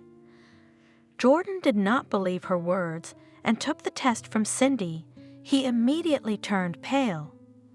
Of course, they both thought it was a possibility, but neither of them fully believed it. "So, you, Cindy, and Lara were twin sisters." The lawyer began his story. "Let me tell you right off the bat, your father's life was very difficult.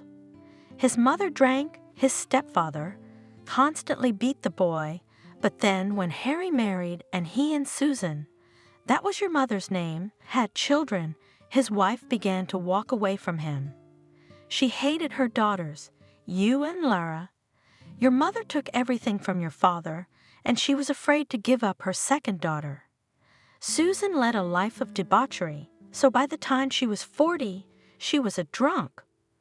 Oh my God, that's awful." Cindy couldn't take it anymore and cried.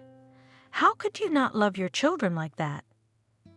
After the lawyer left, Cindy could not calm down for a long time. She walked over to Davis.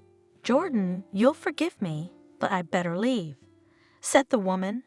"I need time to think about this and accept it." "I understand," the man replied grudgingly. "Cindy, Amelia and I will be waiting for you at any time." He hugged her goodbye. "Jack, where are you?" shouted Cindy, walking from one apple alley to another. "Did you go to the old swing?" The woman saw an elderly man with a little girl in his arms. He was gently placing her on a makeshift swing. "Like this." The gardener held the girl. "Well, do you like it? I'm going to take you for a ride." Cindy stood and watched as Jack lovingly handled her daughter. She couldn't take it anymore and went over to him. "I love you so much," she wept. "You've done so much for me, and now Amelia's in your arms all the time." "Well, not in yours," he laughed, looking at Cindy, a huge belly. "That's why I'm a grandfather. Your husband is always busy. He doesn't have time for you yet." After Cindy returned home to America, she soon realized that she not only cared for her niece, but also for her father. Davis was experiencing the same thing. After a month, he couldn't stand it and flew to visit Cindy in America. Jack took an immediate liking to the man.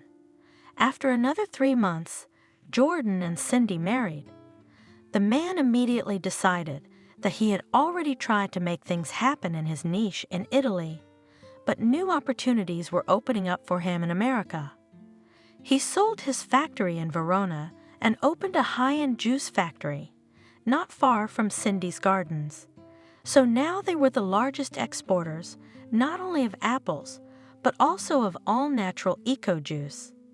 Despite the fact that the man initially had difficulties with language, he quickly got along with people, and the workers loved him for it. "He looks a bit like our old owner Matthew," they whispered, "only he's much easier to work with." A year and a half later, to their surprise, Cindy got pregnant and Jordan was over the moon. But when the doctor told them that the couple would have twins, 2 boys, the parents almost went crazy with joy. "It's okay, Cindy, be patient." Jack hugged his favorite. "Soon your boys will come, the real hares, so I will carry them in my arms and ride on this swing." The woman kissed her daughter and slowly walked to the beginning of the orchard. She stopped at a single apple tree, the trees now abundant with purpose. Cindy closed her eyes and enjoyed their sweet fragrance. "What a pity Daddy didn't live to see these days," ran through her mind. "If he had been alive, though, I wouldn't have had to go to Italy. I wouldn't have met Jordan and Amelia. Perhaps my dad gave me the best gift I've ever gotten in my life, so I am very grateful to him and to Italy." The woman noticed multicolored ribbons developing in the distance. Cindy stroked her large belly and slowly headed for the exit. Before getting into her car, she looked at her garden once more. "How much do I love you?" she pronounced, looking at the trees. "If there were no you, there would be no me. You created the Cindy I know."